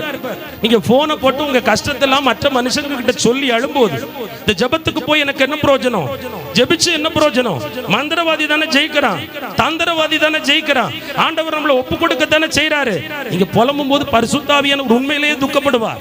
பரிசுத்த ஆவியானவருக்குள் இருக்கிற பிள்ளை மன மகிழ்ச்சியோட இருக்கணும், சந்தோஷத்தோட இருக்கணும்.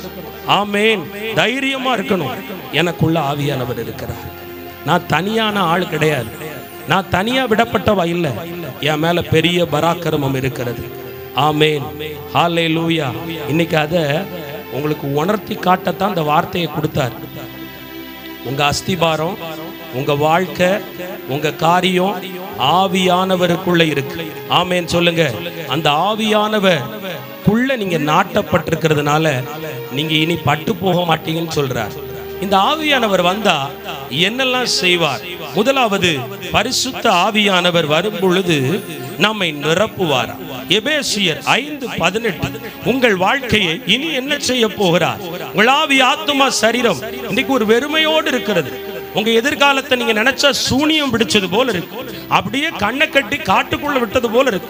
அப்படியே நீங்க சில நேரம் உங்க வாழ்க்கையை யோசிக்கும் போது இருள் உங்களை சூழ்ந்து கொள்ளுகிறது, அந்தகாரம் சூழ்ந்து கொள்ளுகிறது, தோல்வியும் தனிமையும் உங்களை பயம் காட்டுகிறது. ஆனால் இன்றைக்கு நீர்க்கால்கள் ஓரமாய் நடப்பட்ட மரத்துக்கு ஒப்பாக ஆண்டவர் உங்களோடு பேசினார் அல்லவா? இனி அந்த ஆவியானவர் உங்களை என்ன செய்ய போகிறாராம்? எபேசியர் 5:18 துன்மார்க்கத்திற்கு ஏதுவான மதுபானம் வெறி கொள்ளாமல் ஆவியினாலே நிறைந்து. ஆமென் சொல்லுங்களேன். ஆவியினாலே நிறைந்து உங்களுக்கு ஒரு நிரப்புதலை கொடுக்க போகிறார். ஒரு ஆவியானவருடைய நிரப்புதலை ஆண்டவர் உங்களுக்குள்ள கொடுக்க போறாரு. நீங்க நிறைய நேரம் உங்க மனசை கவலையால நிரப்புறீங்க, சிந்தைய தோல்வியால நிரப்புறீங்க, இருதயத்தை பயத்தால நிரப்புறீங்க, உங்க வாழ்க்கையை உலக தேவையினால நிரப்புறீங்க. ஆண்டவர் அதை விரும்பல. உங்க மேல ஒரு முத்திரை இருக்கு. அந்த முத்திரை போடப்பட்ட பரிசுத்த ஆவியை நீங்க முழுவதுமா பெற்றுக்கொள்ளணும்னா அதிகமா அதை வாஞ்சிக்கணும். இயேசு எப்பொழுது சீஷர்களை மீன் பிடித்துக் கொண்டிருக்கும் போது, வலைகளை கழுவி கொண்டிருக்கும் போது அவங்களை பிடிச்சு வா, உன்னை மனிதர்களை பிடிக்கிறவர்கள் ஆக்குவேன் என்று சீசன் ஆக்கும் போது அவங்க மேல ஒரு முத்திரை இருந்துச்சு.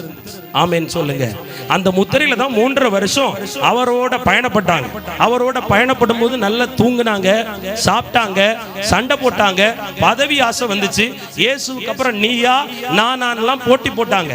அதற்கு பிறகு இயேசு காட்டி கொடுக்கப்பட்ட ராத்திரியில இவர் எனக்கு தெரியாது, இவர் யாருன்னே தெரியாது, சபிக்கவும் சத்தியம் பண்ணவும் செய்தார்கள். ஒருவன் காசுக்காக காட்டி கொடுத்தான். ஆனால் இதே சீஷர்கள் மேல் வீட்டறையிலே ஒருமனப்பட்டு ஒன்று கூடி காத்திருக்கும் போது பரிசுத்த ஆவியினுடைய நிறைவுதல் அவர்கள் மேல் ஊற்றப்பட்டது. ஏன் தெரியுமா உங்க வாழ்க்கையில தோல்வி வருது? ஏன் வாழ்க்கையில பின்மாற்றம் வருது? ஏன் தெரியுமா உங்களால ஜெபம் பண்ண முடியல, விசுவாசத்துல நிலைத்திருக்க முடியல, ஆண்டவருக்காக ஊழியம் செய்ய முடியல?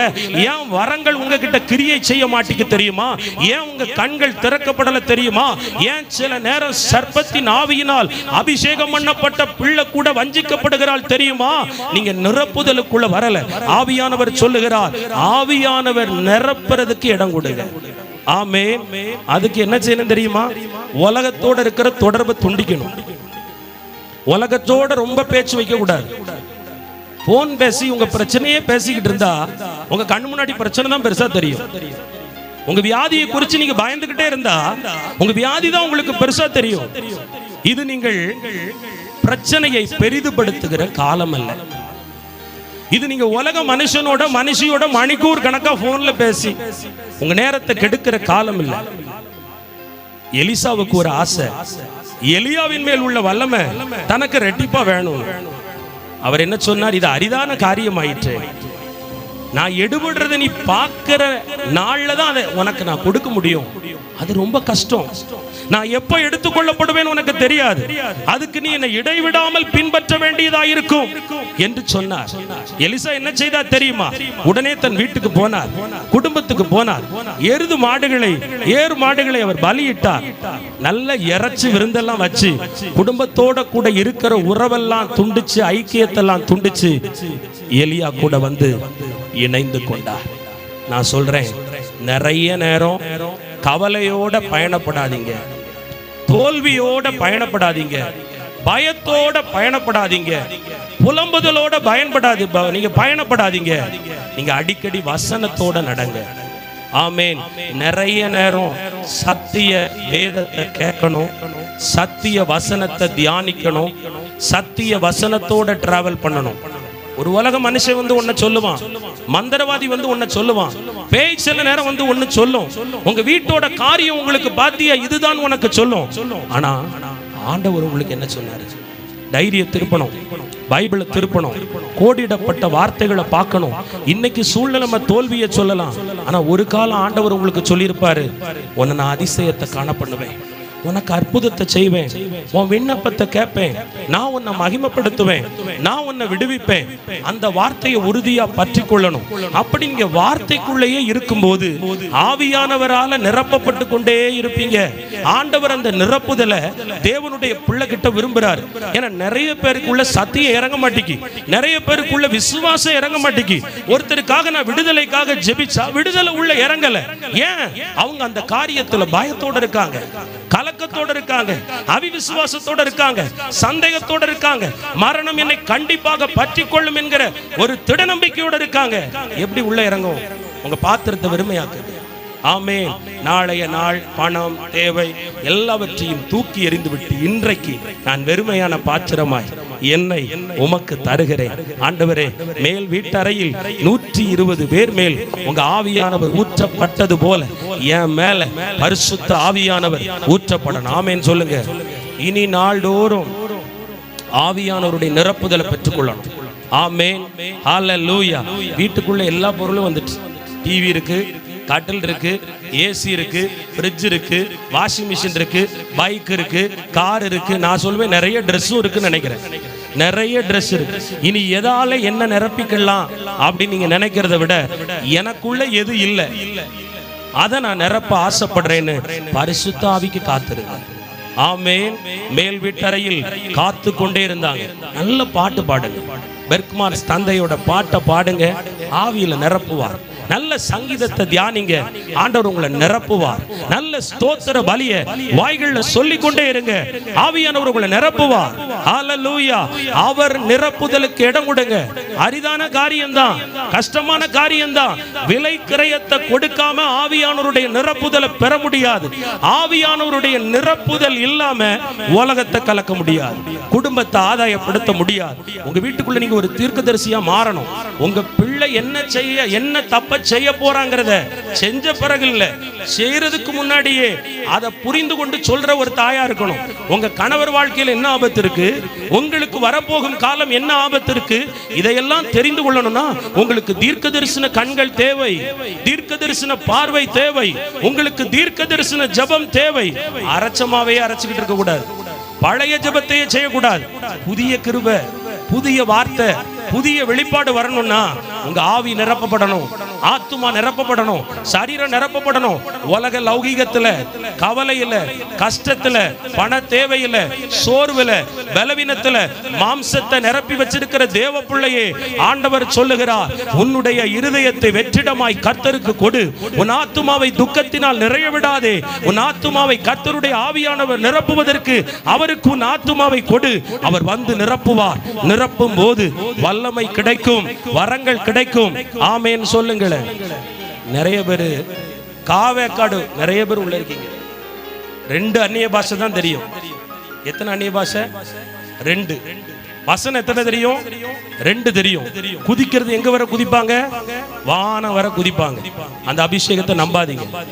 ஒரு மனுஷி, ஒரு மனிதன் ஆவியானவரால் நிரப்பப்பட்டிருக்கிறான் என்பதற்கு அடையாளமே அவன் விவேகியாயிருக்கிறான், சாந்தமாய் நடக்கிறான், மன தாழ்மையாயிருக்கிறான், இச்சை அடக்கத்தோடு இருக்கிறான், பலத்த கரத்துக்குள் அடங்கி இருக்கிறான்.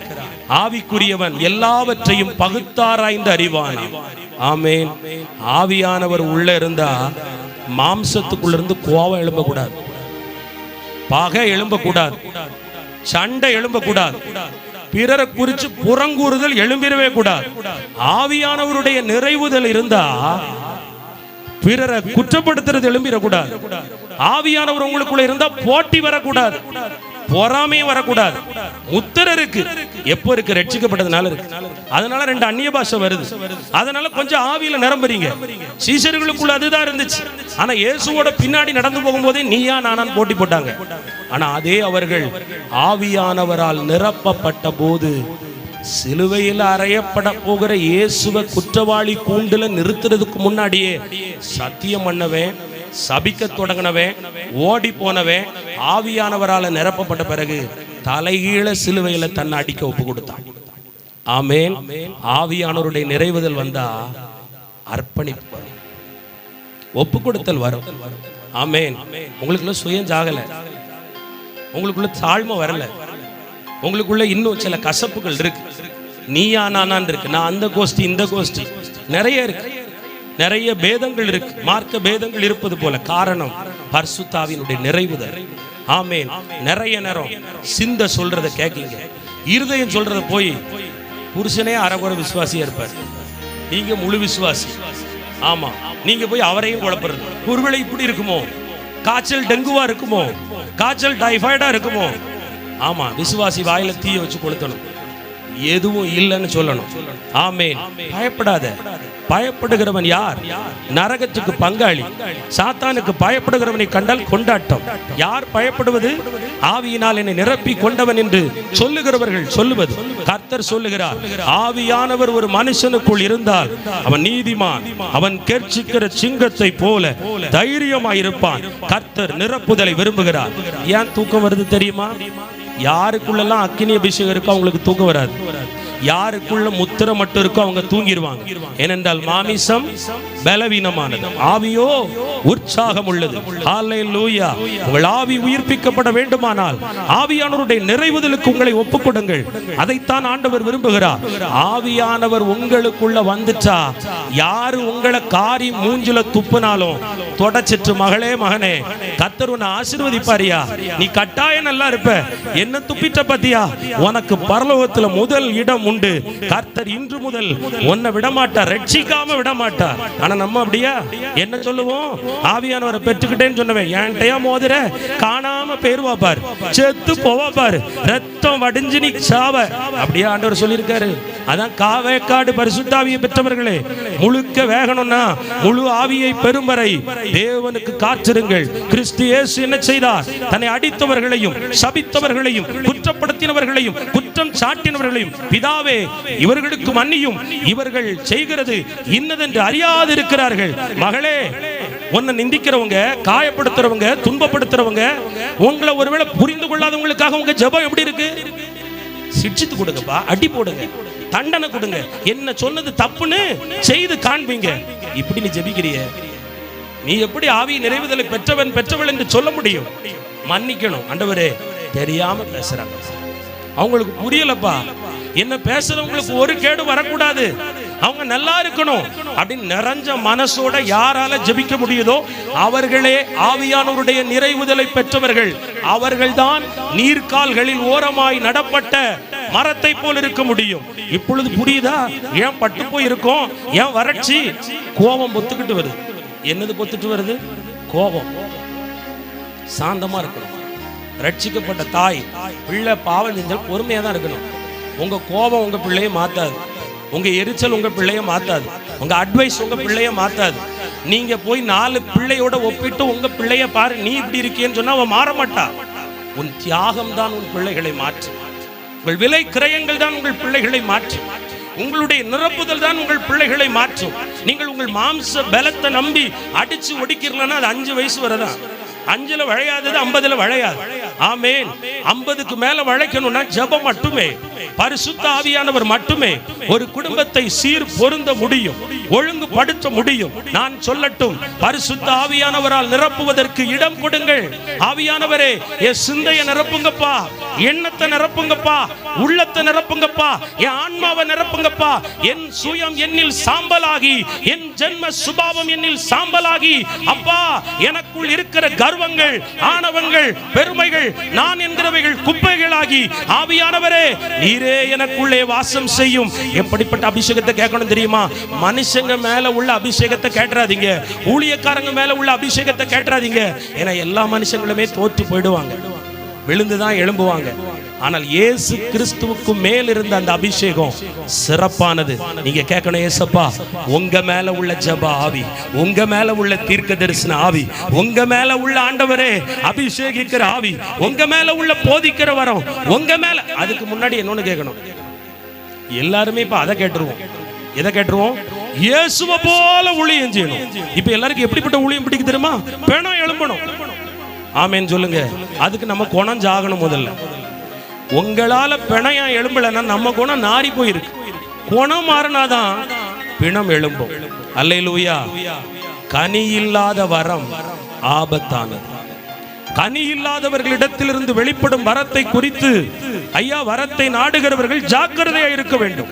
பிரபுகிதியனாக கூட இருக்கலாம். என்கிட்ட அன்பு இல்லைன்னு வைங்க, சாந்தமே இல்லைன்னு வைங்க, பொறுமையே இல்லைன்னு வைங்க, விவேகமே இல்லைன்னு வைங்க, என்கிட்ட தீர்க்க தரிசனத்தை நீங்க கேட்க கூடாது. அந்த வரம் ஆபத்தானது.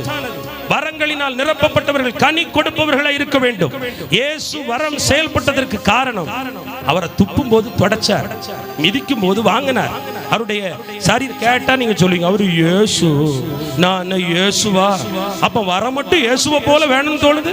இயேசுவை போல ஊழியம் செய்யணும், இயேசுவை போல தீர்க்க தரிசனம் சொல்லணும், இயேசுவை போல உலகத்தை, அப்ப மட்டும் இயேசுவா சொல்லலாம்ல? அவர் இயேசு, அவர் படுவாரு, நான் பட முடியுமா? நான் வந்துட்டாலே முடிஞ்சு போச்சு. கர்த்தர் சொல்லுகிறார், நிரப்பப்பட இயேசுவை போல மாறுங்கள். நிரப்புதல் தேவை. நிரம்பி வழியணும். குடமா கூத்தாடக்கூடாது. ஜெபம் ஒரு நாள் இருக்கு, 2 நாள் இல்ல. விசுவாசம் அரை நாள் வருது, மீதி 6.25 நாளும் விசுவாசம் எங்கேயோ போயிடுது. நம்பிக்கை இல்லை, பக்தி இல்லை. காரணம், ஆவியானவர் நிரம்பி வழியவில்லை. மனம் பதறி போய் விடுகிறாய், கலங்கி போய் விடுகிறாய், சலனப்பட்டு போய் விடுகிறாய், மனதை வார்த்தையை விட்டு விடுகிறாய். அதனாலதான் தோல்வி வருது.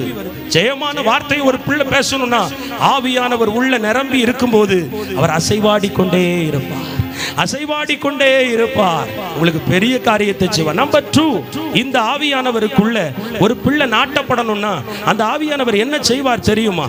அப்போஸ்தலர் 8ஆம் அதிகாரம் 26, 27, 28 ஒருவர் வாசிக்கலாம். புதிய ஏற்பாட்டில் 173ஆம் பக்கம். பின்பு கர்த்தருடைய தூதன் பிலிப்பை நோக்கி, நீ எழுந்து எருசலேமிலிருந்து, நல்ல கவனிங்க, காசா பட்டணத்துக்கு போகிற வனாந்தர மார்க்கமாய் போ என்றார். அப்பொழுது எத்தியோப்பியருடைய ராஜஸ்திரியாகிய மந்திரியும்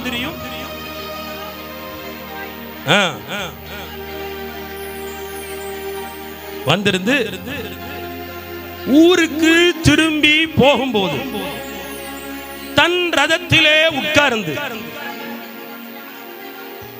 ஏசாயா தீர்க்கதரிசன ஆகமத்தை வாசித்துக் கொண்டிருந்தார். நல்ல கவனிங்க, ஆவியானவர் நீ போய் போதும் அந்த ரதத்தோடு கூட போய் சேர்ந்து கொள். ஒரு அல்லேலூயா சொல்லுங்களேன். எத்தனை பேர் விளங்கிச்சுன்னு தெரியாது, பாதி பேருக்கு விளங்காதுன்னு எனக்கு தெரியும். நீங்க பார்த்தாலே இப்ப வேற்று கிரக வாசிகள் மாதிரி ஆயிட்டீங்க. நேரம் ஆனதுனால பயப்படாதீங்க. இப்ப பாருங்க, ஒரு சம்பவம். ஒரு மந்திரி ஒருவன் ஒரு பட்டணத்திலிருந்து ஒரு பட்டணத்துக்கு பிரயாணம் முடித்து பிரயாணத்திலே ரதத்துல திரும்பி கொண்டிருக்கும் போது, அவர் பரவாயில்ல நல்ல மந்திரி, அவர் வேதத்துல ஏசாயா ஆகமத்தை வாசித்துக் கொண்டிருந்தார். எப்படி வாசிச்சார் தெரியுமா? நம்மள மாதிரி தலையும் புரியாது வாலும் புரியாது, ஆனா பைபிள் படிப்போம். அவர் அப்படி வேதத்தை படித்துக் கொண்டிருந்தார். திடீர் திடீரென்று பிலிப்புவுக்கு ஆவியானவர் தரிசனமாகி ஆவியானவர் பிலிப்புவை பார்த்து சொன்னாராம், இந்த இடத்திலிருந்து இந்த இடத்தை நோக்கி புறப்பட்டு போ. அங்கு ஒரு மந்திரி ஒருவன் ரதத்திலே ஏசாயா ஆகமத்தை வைத்து புரியாமல் வாசித்துக் கொண்டு போயிருக்கிறான். நீ ரதத்தோடு போய் இணைந்து கொள் என்று சொன்னாராம். தேவனுடைய பிள்ளையே, ஆவியானவர் ஒருவருக்குள் இருந்தால் வரும் காரியத்தை வெளிப்படுத்துவார்.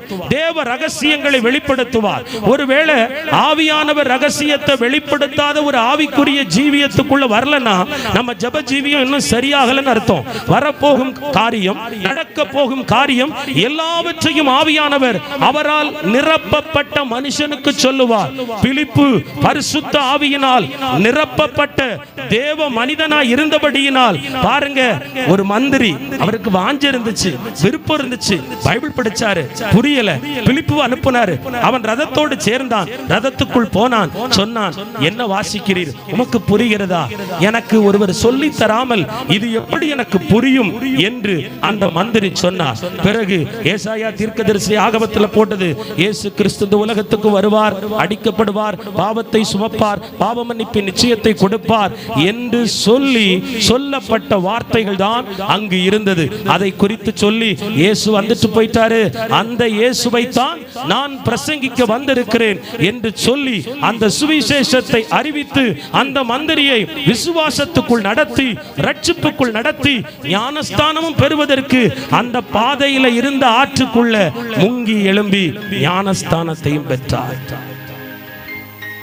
ஆவியானவர் இருந்தா திசை மாறி போறவங்களையும் சரி, பிழையா இருக்கிறவங்களையும் சரி ரட்சிப்புக்குள் நடத்திடலாம். நான் சொல்றேன், பிலிப்பு யாரோ ஒருவருக்காக அனுப்பப்பட்டார். உங்க குடும்பத்தில் உங்க கணவன் இருக்காரு, உங்க மகன் இருக்கான், மருமகன் இருக்கான். உங்களால அவங்கள நடத்த முடியுதா? ஏன் நடத்த முடியல தெரியுமா? ஆவியானவருடைய நிரப்புதல் உங்க வாழ்க்கைக்குள்ள இல்லை. ஆவியானவர் இருந்து, மக்களே பாவம் செய்யக்கூடாதுமா, ஆண்டவரை நீ ஏற்றுக்கொள்ளணும், ஆண்டவர் உனக்காக சிலுவையில் அறையப்பட்டிருக்கிறார்ல, நீ அந்த இயேசு கிட்ட அன்பு கூறியான்னு ஒரு தாய் சொன்னா அந்த வேர்டுல ஒரு பவர் இருக்கும், அந்த வார்த்தையில் ஒரு ஜீவன் இருக்கும். அந்த வார்த்தையை கேட்கும் போது அந்த பிள்ளை மனம் திரும்பும். ஆமேன் சொல்லுங்க. அப்படி இல்லைன்னா நம்ம வாய் இன்னும் ஆவியானவரால் நிரப்பப்படலன்னு அர்த்தம். ஆண்டவர் சொல்லுகிறார், நீ ஆவியானவருக்குள்ள வந்தா உன் வார்த்தையில உயிர் இருக்கும், உங்க வார்த்தைக்குள்ள ஜீவன் இருக்கும்.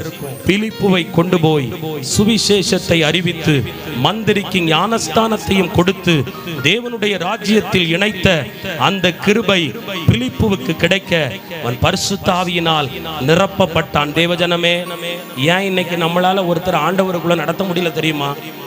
ஏன் இன்னும் நம்மளால ஒருத்தர் ஆலயத்துக்கு கொண்டு வர முடியல தெரியுமா? ஏன் நம்மளால ஒருத்தர் ஆண்டவரை அறிகிற அறிவுக்குள்ள நடத்த முடியல தெரியுமா? இன்னும் நிரப்புதல் இல்லாமல் இருக்கிறோம். நம்ம நினைக்கிறோம், கொட்டடிச்சிட்டோம், பாடிட்டோம், ஜெபிச்சிட்டோம், கீபோர்ட் போட்டுட்டோம், நிறைய பிரசங்கம் பண்ணிட்டா ஆவியானவர் உள்ள வந்துட்டாருன்னு அர்த்தம் இல்லை. கூட்டம் கூட்டமா போயிட்டோம், ஆசீர்வாதம் வந்துருமா? இந்த செய்தி உங்களுக்கு தான். ஏன்னா நீங்க பார்க்காத ஊழியக்காரர்கள் இல்லை, பார்க்காத ஊழியக்காரிகளும் இல்லை, நீங்கள் கேட்காத செய்திகளும் இல்லை, நீங்கள் பெறாத தீர்க்க தரிசன வார்த்தைகளும் இல்லை. பின்பு ஏன் அற்புதம் நடக்கல? பின்பு ஏன் இன்னும் செழிப்பு வரல? கர்த்தர் சொல்றாரு, ஆவியானவருக்கு ஒரு பிள்ளை காத்திருக்கும் போது ஆவியானவர் அவனுக்கு போதிப்பார். உண்மையில் என் கண்ணை வைத்து உனக்கு ஆலோசனை சொல்லி சத்தியத்தின் பாதையில் நடத்துவேன் என்ற வார்த்தையின்படி ஆவியானவர் ஒருவருக்குள் வரும் பொழுது சகல சத்தியத்துக்குள்ளே அனுப்புவாராம். இரண்டாவது பாருங்க, அப்போஸ்தலர் 16ஆம் அதிகாரம் 6ஆம் வசனம். அப்போஸ்தலர் 16:6.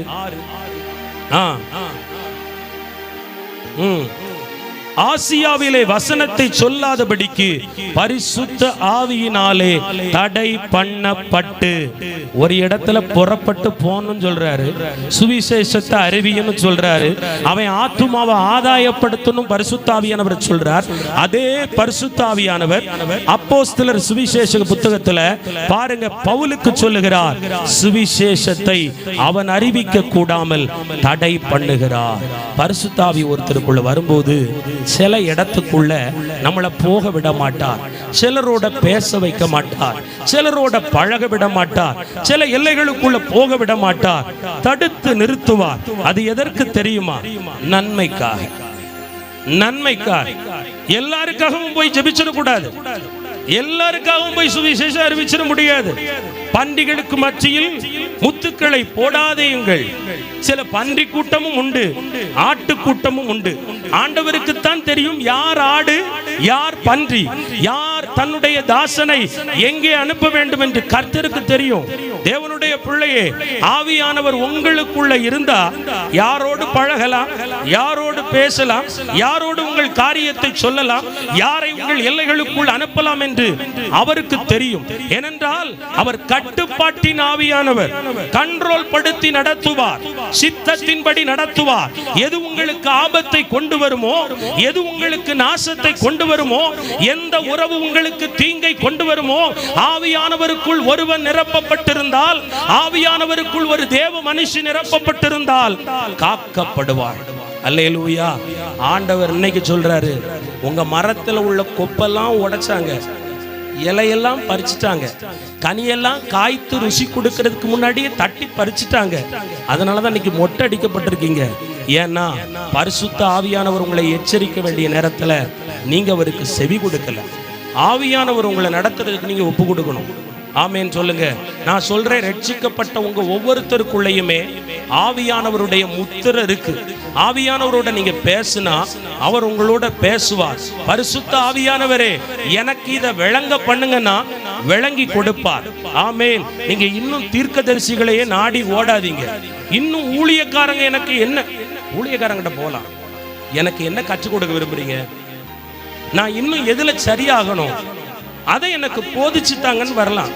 ஆனா சோம்பேறியா இருந்துகிட்டு, பிரதர் என் வாழ்க்கையில இது இப்படி ஆகுமா, ஏதாவது ஆண்டவர் காட்டுறாரா, ஏதாவது ஆண்டவர் எனக்கு சொன்னாரா, அப்படி கேட்க போவாதீங்க. ஆண்டவர் உங்களுக்கே அதை வெளிப்படுத்தி கொடுப்பார். உங்களை அப்படித்தான் கர்த்தர் உருவாக்க விரும்புகிறார். யாரோ ஒருவர் கையில உங்களை கூண்டு கிளியா ஆண்டவர் ஒப்பு கொடுக்க விரும்பல. ஒரு ஊழியக்காரனுக்கு கீழே அடிமையாக்க ஆண்டவர் உங்களை விரும்பல. சகல ஜனங்களும் சீஷர், சகல ஜனங்களும் சுவிசேஷத்தை அறிந்த பிறகு சீஷரா மாறிடணும். ஆமேன் சொல்லுங்க. நீங்க சீசியா மாறணும். நீங்க மற்றவங்களுக்கு தீர்க்க தரிசனம் சொல்லணும். அட்லீஸ்ட் உங்க வீட்டுல உள்ளவங்களுக்காவது நீங்க வெளிப்பாட்ட சொல்ற அளவுக்கு ஆவியானவரால நிரப்பப்பட்ட அனுபவத்துக்குள்ள வரணும். ஆண்டவர் அதைத்தான் விரும்புறாரு. நீங்க ஆவியானவருக்குள்ள இருந்தா உங்களுடைய மரம் பட்டு போகாது, உங்க வாழ்க்கை கெட்டு போகாது. இன்னைக்கு நீங்க யாரை கூப்பிடுறீங்களோன்னு எனக்கு தெரியாது. ஒவ்வொரு நாளும் பரிசுத்த ஆவியானவரை, தேற்றரவாளனே, சத்திய ஆவியானவரே, துணையாளரே, இந்த காலை வேளை உம்மை வாழ்த்துகிறேன், உம்மை வணங்குகிறேன், உம்மை எனக்குள் வரவேற்கிறேன். இப்படி சொல்லி ஜெபிக்கணும்.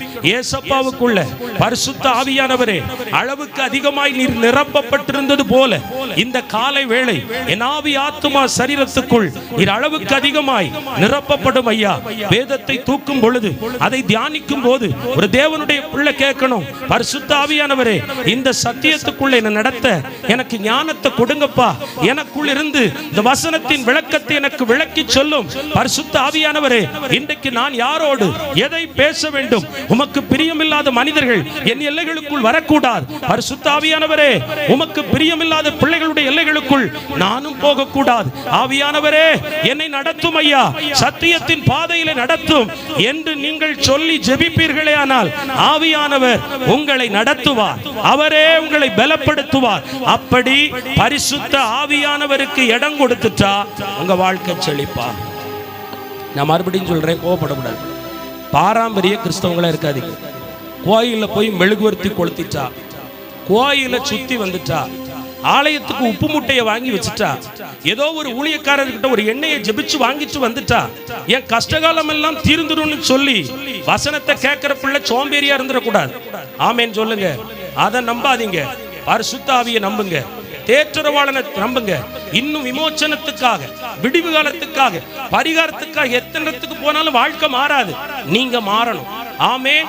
பரிசுத்த ஆவியின் முத்திரையை பெற்ற நீங்கள் பரிசுத்த ஆவியின் நிரப்புதலை பெறும் வரை ஸ்தோத்திரத்தோடு காத்திருங்கள், ஜெபத்தோடு காத்திருங்கள், வேத தியானத்தோடு காத்திருங்கள், உபவாசத்தோடு காத்திருங்கள், இச்சையை அடக்கி காத்திருங்கள், கர்த்தருடைய பலத்த கரத்துக்குள் அடங்கி காத்திருங்கள்.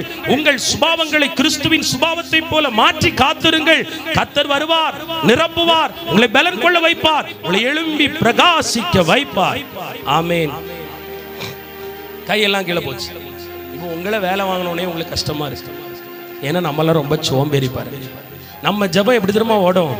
சேர்ல உட்காந்து ஒரு 10 நிமிஷம் அப்படியே தூக்கத்துல ஒரு நித்திரை வரும் பாருங்க, அப்படியே ஜெபம் ஓடுது. ஆமேன். பல ஆலய ஆராதனையில தூங்கி தூங்கி இங்கேயும் அந்த பழக்கம் வந்துடுது. ஆமேன் சொல்லுங்க. ஏன் தெரியுமா? இன்னும் எழும்பணும், இன்னும் உள்ள பிரகாசிக்கணும், இன்னும் ஆவியானவருக்குள்ள ஆழமா வரணும். இந்த செய்தி எல்லாருக்கும் புரியாது. ஆண்டவர் மேல உள்ள அன்பு உள்ளவங்களுக்கு தான் புரியும். ஆண்டவரை நேசிக்கிறவங்களுக்கு தான் புரியும். வனாந்தரத்துல நடத்தப்படுறவங்களுக்கு தான் புரியும். நீங்க மேலோட்டமா இருந்தா புரியாது. உன்னை வெளிப்பாடா சொல்லிடுறேன். நீங்க கூட்டத்துக்கு வந்தாலும் சரி வராட்டாலும் சரி, இனி கரையோரம் இருந்தா உங்க வலை கிழியாது, உங்க படகு நிரம்பாது. நீங்க ஆழத்துக்குள்ள வந்தாதான் உங்களை நிரப்புவேன்னு சொல்லிட்டார். ஆமேன். உங்களை வந்து ப்ரீகேஜ் பிள்ளைய போல கைய பிடிச்சி, மகளே உனக்கு நல்ல காலம் பிறக்கும், விடிவு காலம் பிறக்கும், கதவை தர, இயேசுவை பாப்பேன்னு குறிச்சொல்ல கர்த்தர் என்னை ஏற்படுத்தவில்லை. இனி நீங்கள் அப்படிப்பட்டவர்களாய் இருக்க வேண்டும் என்று விரும்புகிறார். கரையோரத்தில் பிரயாசப்பட்டவன் தான், ஐயா நான் 4 கூட்டத்துக்கு போவேன், வாரத்தில் இத்தனை நாள் உபவாசிப்பேன், ஜெபிப்பேன், நிரம்பல. கர்த்தர் சொல்ற ஆழத்துக்குள்ள வா, முத்திரையோட நிக்காத, ஆவியானவருடைய நிரப்புதலுக்குள்ள வா, ஆவியானவருடைய கழிகுறுதலுக்குள்ள வா, ஆவியானவருடைய அக்கினி என்ன உங்க பாத்திரத்தை நிரப்பட்டும். அப்போ ஆண்டவர் உங்களை பலன் கொள்ள வைப்பார். உங்க வருமானம் நிரம்பணுமா? பேதுருவினுடைய படகு நிரப்பப்பட்டதற்கு காரணம் அவன் ஆழத்துக்குள் போனது. தேவ பிள்ளையே, உங்க ஜெபம் ஆழத்துக்குள்ள வரணும், உங்க சிந்த ஆழத்துக்குள்ள வரணும். உங்க சிந்த உலக சிந்தையின் ஆழத்துக்குள்ள போக கூடாது. திருமணத்தை எப்படி நடத்த போறேன், வீட்டை எப்படி கட்ட போறேன், பிள்ளை எப்படி படிக்க வைக்க போறேன், ஐயா அழிவுக்கு ஆரம்பமா இருக்கிற காரியத்துக்காக சிந்திச்சது போதும், புலம்பனது போதும், பாடுபட்டது போதும். கர்த்தர் நடத்தி தருவாரியா? உங்க கல்யாணத்தை நடத்துறவர் உங்க பிள்ளை கல்யாணத்தை நடத்த மாட்டாரா? ஆமென். உங்களை படிக்க வச்சு வாழ வச்சு சோறு போடுற ஆண்டவர் உன் சந்ததியை வாழ வைக்க மாட்டாரா? பின்பு ஏன் ஆழமான சிந்தைக்குள் போகிறாய்? கிறிஸ்துவுக்குள் ஆழமான சிந்தைக்குள் வா, வேதத்துக்குள் ஆழமான சிந்தைக்குள் வா, ஜெபத்துக்குள் ஆழமான சிந்தைக்குள் வா. ஏனென்றால் உங்களை கொண்டு கர்த்தர் செய்ய நினைக்கிற காரியம் பெரியவைகளாயிருக்கு. ஏன் இதை கற்றுக் கொடுக்கார் தெரியுமா? இனி வரும் உபத்திரவத்தின் காலம் பயங்கரமா இருக்கும். இனி ஒரு நல்ல காலம் பிறக்காது. அக்கிரமம் மிகுதியாயிற்று, கொடியவர்கள் எழும்ப ஆரம்பித்து விட்டார்கள். நீதி கிடைக்காதுங்க, நியாயம் கிடைக்காது, உண்மை உள்ளவங்களை பார்க்க முடியாது, உத்தமம் உள்ளவங்களை பார்க்க முடியாது, அன்பு காட்டுறவங்களை பார்க்க முடியாது, பாசம் உள்ளவங்களை பார்க்க முடியாது. அதிகமா யாரை பார்ப்பீங்க தெரியுமா? நீங்க யாரை பார்த்துக்கிட்டு இருக்கீங்க தெரியுமா? சுயநலவாதிகளை, உங்க பக்கத்தில் இருக்கிற மாயமாலக்காரர்களை, ஏமாற்றுபவர்களை. உங்க முகத்துக்கு முன்னாடி ஒண்ணு, முதுகுக்கு பின்னாடி பேசுறவங்களை தான் பார்ப்பீங்க. அதனாலதான் ஆண்டவர் சொல்லுகிறார், இனி வரும் காலம் உனக்கு ஒரு துணை தேவை. அந்த துணை தான் பரிசுத்த ஆவியானவர். அவர்தான் தேற்றரவாளர். இவ்வளவு காலமும் நீங்க சிலர்கிட்ட ஆலோசனை கேட்க போறீங்க, சிலர்கிட்ட அட்வைஸ் கேட்க போறீங்க. ஆனா அவன் தான் துன்மார்க்கனா இருந்து உனக்கு குழி வெட்டுறான். ஆமென். அவதான் உன்கிட்ட உள்ள காரியத்தை கேட்டு இவளுக்கு தேவைதான் சொல்றா. ஆனா ஆண்டவர் சொல்லுகிறார், நானே உனக்கு ஆலோசனைக்காரராய் இருக்க விரும்புகிறேன், நானே உனக்கு வரும் காரியத்தை வெளிப்படுத்த விரும்புகிறேன், நானே உன்னை பலப்படுத்த விரும்புகிறேன், நானே உனக்குள் இருந்து உன் குடும்பத்தாருடைய நுகத்தை முறித்து கட்டுகளை அறுத்து உன் வீட்டுக்குள் கடைசி காலத்தின் எழுப்புதல் அக்கினியை போட விரும்புகிறேன் என்று கர்த்தர் சொல்லுகிறார். ஆமென். நீங்க நிரம்பிட்டா உங்க புடவை மேல கூட ஒரு அபிஷேகம் இருக்கும், உங்க கர்ச்சிஃபில் ஒரு அபிஷேகம் இருக்கும், உங்க பிள்ளை அணைச்சா அந்த பிள்ளை அமரும். ஆமென். அடங்கும், அடங்க மறுக்கிற காரியம் அடங்கும். நீங்க நிரம்பிட்டா உங்க கால் வைக்கிற இடம் பசுபமா மாறும். கர்த்தர் உங்களை அனாயிண்டிங் பண்ண விரும்புகிறார். கர்த்தர் அப்படி உங்களை மறுரூபமாக்க விரும்புகிறார்.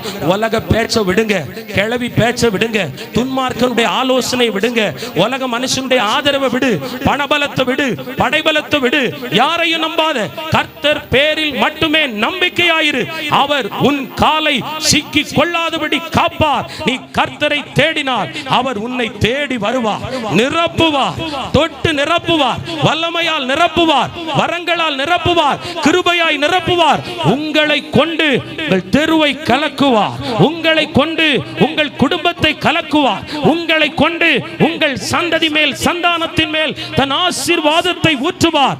நிரம்பு நிரம்பு நிரம்பு, நிரம்பி வழிகிற பாத்திரமாய் மாறும்படி உன்னை ஒப்புக்கொடு, உன்னை ஒப்புக்கொடு. கர்த்தர் நிரம்பி வழிகிற ஒரு அபிஷேகத்தை உங்களுக்கு ஊற்றி கொடுக்கும் வரை ஓய்ந்து போகாதீர். இன்னும் செய்தி இருக்கு, இது அப்படியே செவ்வாய்க்கிழமை தொடரும். அல்லேலூயா. நான் கொண்டு வந்தது வேற, ஆனா ஆவியானவர்களை வேற விதமா நடத்துறார். ஆமென். நீங்க சோம்பேறியா இருக்காதீங்க, தூக்கத்துக்கு ரொம்ப இடம் கொடுக்காதீங்க. ஏன் தூங்குது தெரியுமா? மாம்சம் கவலை உங்களை ஒடுக்கி வச்சிருக்கு. நீங்க தூங்குறனால பேய் இல்லை, பேயை விலை கொடுத்து வாங்கிட்டீங்க. கவலைப்படாதீங்க, துக்கப்படாதீங்க, சந்தோஷமா இருங்க. நாளைய நாளை குறிச்செல்லாம் கவலைப்படாதீங்க. ஆண்டவர் இன்றைக்கு வரை நடத்திட்டார். இம்மட்டும் உதவின எபனேசர் இனியும் நடத்துவார். இந்த வனாந்தர யாத்திரையில் இன்பராம் இயேசுவர் உங்களோடு கூட இருப்பார். வேண்டிடும் பக்தரின் ஜெபம் கேட்கும் தேவன் வல்ல பெரும் காரியத்தை செய்வார், நிச்சயமாய் செய்வார். நீங்கள் இன்று முதல் கேட்க வேண்டியது பிரச்சனைக்கான தீர்வை அல்ல, உங்கள் கட்டுகளுக்கான விடுதலையை அல்ல, நிரப்புதலை, உண்மையான பரிசுத்த ஆவியின் நிரப்புதலை. ஆவியானவரின் அனாயிண்டிங் பண்ணணும். ஆமென். ஹalleluya. ரிபா லபா ஷரா கபா துரபா கபா சந்துட பௌடபௌ லிபந்தனா. ஆவியானவர் உள்ளே வந்தால்தான் குடும்பத்துக்கு விரோதமாய் பிசாசு விதைத்திருக்கிற குறுக்கும் முள்ளையும் கண்டுபிடிக்க முடியும். மறைவாய் வெட்டி வைத்த வலைகளையும் குழிகளையும் கண்ணிகளையும் கண்டுபிடிக்க முடியும். நீ தூங்காமல் ஜெபிக்க வேண்டுமானால் பரிசுத்த ஆவியானவர் தேவை. பரிசுத்த ஒரு சகோதரிய சொல்றாரு, ஆரம்பத்தில் அந்த அனுபவம் இருந்துச்சு, ஆனா உன் கடன் உன் தரித்திரம் உன்னை ஒடுக்கிட்டு இப்போ உனக்கு ஜெபிக்க ஆசை மகளே, ஆனா ஜெபிக்க முடியல. இன்றைக்கு உன்மேல் அந்த ஆவியை கர்த்தர் ஊற்றுகிறார். சகோதரி, உன்மேல் அந்த ஆவியை ஊற்றுகிறார். ரீபா லபா ஷரகபா துரகபா சந்துட பௌடபா. மகளே, விடுதலையின் ஆவியானவர் உன் முன்பு அந்த வெளிச்சத்தை வைக்கிறார். உன் நாவு தொடப்படுகிறது. உன் நாவு மேல ஒரு அக்கினி, உன் நாவு மேல ஒரு அக்கினி. ரீபாபா கபா லபா ரதரபா ஷடபா கபா. உன் கவலை அது உனக்கு பிசாசு வச்ச ஒரு தந்திரம். நீ எழும்பு, எழும்பு. அது ஒண்ணும் இல்ல, தவிடுபடி ஆக்குகிறார், தவிடுபடி ஆக்குகிறார். இனி எனக்கு நீ ஜாமக்காரியாய் தேவை. ஒரு வாலிப காலத்திலே திருமணமான ஆரம்ப நாட்களில் எனக்காக எரிந்தது போல இன்று முதல் சகோதரி உன் முகத்தை கர்த்தர் வெண்மையாக்கி எனக்கு காண்பிக்கிறார். உன் இருள் விலகி போகிறது. ரிபபா ஷரகபா துரகபபப ரிபலா ஷடபகர துரபா. மகிமை இறங்கி வருது. ஒரு அக்கினி, ஒரு அக்கினி பிளம்பு. இதோ வல்லமையை தரித்துக்கொள். அன்பு தாயே, நீ ஒரு விதவை, ஒரு விதவை. நான் இழந்துட்டேன் நீ சொல்ற இல்ல, உனக்குள்ளதான் இருக்கு, உனக்குள்ளதான் இருக்கு. ஆர்ப்பரி, ஆர்ப்பரி. உன்னை கொண்டு அலங்கத்தை இடிப்பார். உன் மேல ஒரு அக்கினி இறங்குது. பெற்றுக்கொள், பெற்றுக்கொள். ரிபபப ஷரகபா துரபா கபா சந்துட பௌடபா லிபந்தன மௌரிபியாக்கரா. இன்று முதல் சொப்பனத்தை பார்ப்பாய், தரிசனத்தை பார்ப்பாய், அர்த்தத்தை சொல்லுவாய். உன்னை கொண்டு இந்த ஊழியத்துக்கும் ஒரு வெளிப்பாடு புறப்பட்டு வரும். ரிபபப ஷரகபா துரபா பபா சந்துட பௌடபௌ லிபந்தன. ஒரு வல்லமை உன்னை தூக்கி அடிக்குது, ஒரு வல்லமை உன்னை தூக்கி அடிக்குது. ஒரு அக்கினி உன் மேல பற்றி பிடிக்குது. ரிபபா ஷரபகபா துரபா லபா ரபா ஷரகபா. பெற்றுக்கொள்ள இந்த வல்லமையை, பெற்றுக்கொள்ள இந்த வல்லமையை. ஹalleluya. மரண பயம், மரண பயம் சகோதரி உன்னை விட்டு ஓடுது. நீ செத்து போக மாட்ட. நீ போன பிள்ளைக்கு யாருன்னு கவலைப்படுறியா? கர்த்தர் சொல்லுகிறார், நான் உனக்கு துணையாளர். ரீபா லபா ஷரகபா. உனக்கு மரணம் இல்லை, ஜீவனை கர்த்தர் கட்டளை இடுகிறார். தீர்க்காயுளை கர்த்தர் கட்டளை இடுகிறார். ஹalleluya. ஆவியானவர் பலமாய் இறங்கி கொண்டிருக்கிறார், செயல்பட்டு கொண்டிருக்கிறார். அவரை குறித்து பிரசங்கிக்க பிரசங்கிக்க அவர் இந்த ஊழியத்துக்கு மேல அச்சாரமாய் ஆணித்தரமாய் இறங்குகிறார். ஆவியானவர் சொல்லுகிறார், நான் உலாவி கொண்டிருக்கிற வீடு, நான் உலாவி கொண்டிருக்கிற வீடு. நானே ஜெயாளி, நானே ஜெயாளி. என்னாலே என் ஜனத்துக்கு விடுதலை, விடுதலை, விடுதலை. பெற்றுக்கொள், பெற்றுக்கொள். ரீபாபா கபா துரபா. ஒரு பெரிய ஒரு ஆவி ஒரு மகளுடைய சிந்தையை விட்டு வெளியே ஓடுது, வெளியே ஓடுது. அப்படியே புத்தியை பேதலிக்க வந்த ஆவி, குழப்பத்தின் ஆவி வெளியேறுகிறது. இயேசுவின் நாமத்தில் அக்கினி கங்கு, அக்கினி கங்கு, அக்கினி கங்கு, அக்கினி கங்கு இறங்கி வருகிறது, இறங்கி வருகிறது. பெற்றுக்கொள், பெற்றுக்கொள். ரிபாபா கபா துரபா ஷடபா ரிதரா பாலிபா கரா துரபா பாபா.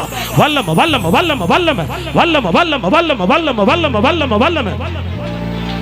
ஆவியில நிரம்ப கூடாதுன்னு மந்திர கட்டு, பரிசுத்த ஆவியை பெற்றுக்கொள்ள கூடாதுன்னு வைக்கப்பட்ட மந்திர கட்டு, சூனிய கட்டு, சூனிய கட்டு உடைகிறது, உடைகிறது. ரீபாபா லாகரா, உன்னை சிந்தைய திசை திருப்புகிற வீட்டுக்கு விரோதமாய் வைக்கப்பட்ட சூனிய ஆவியே, மந்திர ஆவியே புறப்படு. ஆணி அடிச்சு வச்சிருக்கிற வல்லமை பிடுங்கப்படுகிறது, பிடுங்கப்படுகிறது. ரீபாபா கபா லபா ரபா ஷரபா துரபா கபா சந்துட பௌடபா லிபந்தனமா ரிவியாக்கரா. இந்த வார்த்தை இன்றைக்கு உனக்கு எதற்கு தெரியுமா? என் நேசர் வருவதற்கு முன்பு அவர் ராஜ்யத்தை கட்ட நீ தேவை. உன்னை கர்த்தர் நம்புகிறார், உன்னை நம்புகிறார். ஏன் தெரியுமா? உன் பிள்ளைங்க இந்த உலகத்துல நல்லா இருக்கணுங்கிறத விட ஆண்டவரை என் புள்ள அறியணும்னு தாய் நீ கலங்குற பாத்தியா? உன் உத்தமத்தை ஆண்டவர் பார்க்கிறாரு. உன்னை நம்பி உன் பிள்ளை மட்டும் இல்ல, உலக பிள்ளைகளை கர்த்தர் தரப்போகிறார். ஒரு தாயை குறித்து பேசும்போது, ஏன் என் மகனுக்கு இது வந்துச்சு, ஏன் இது என் மகனை ரொம்ப அழக்களிக்குது? உன் மகனுக்காக நீ பாரப்பட்ட பாரம் பரலோகத்துக்கு தேவமா?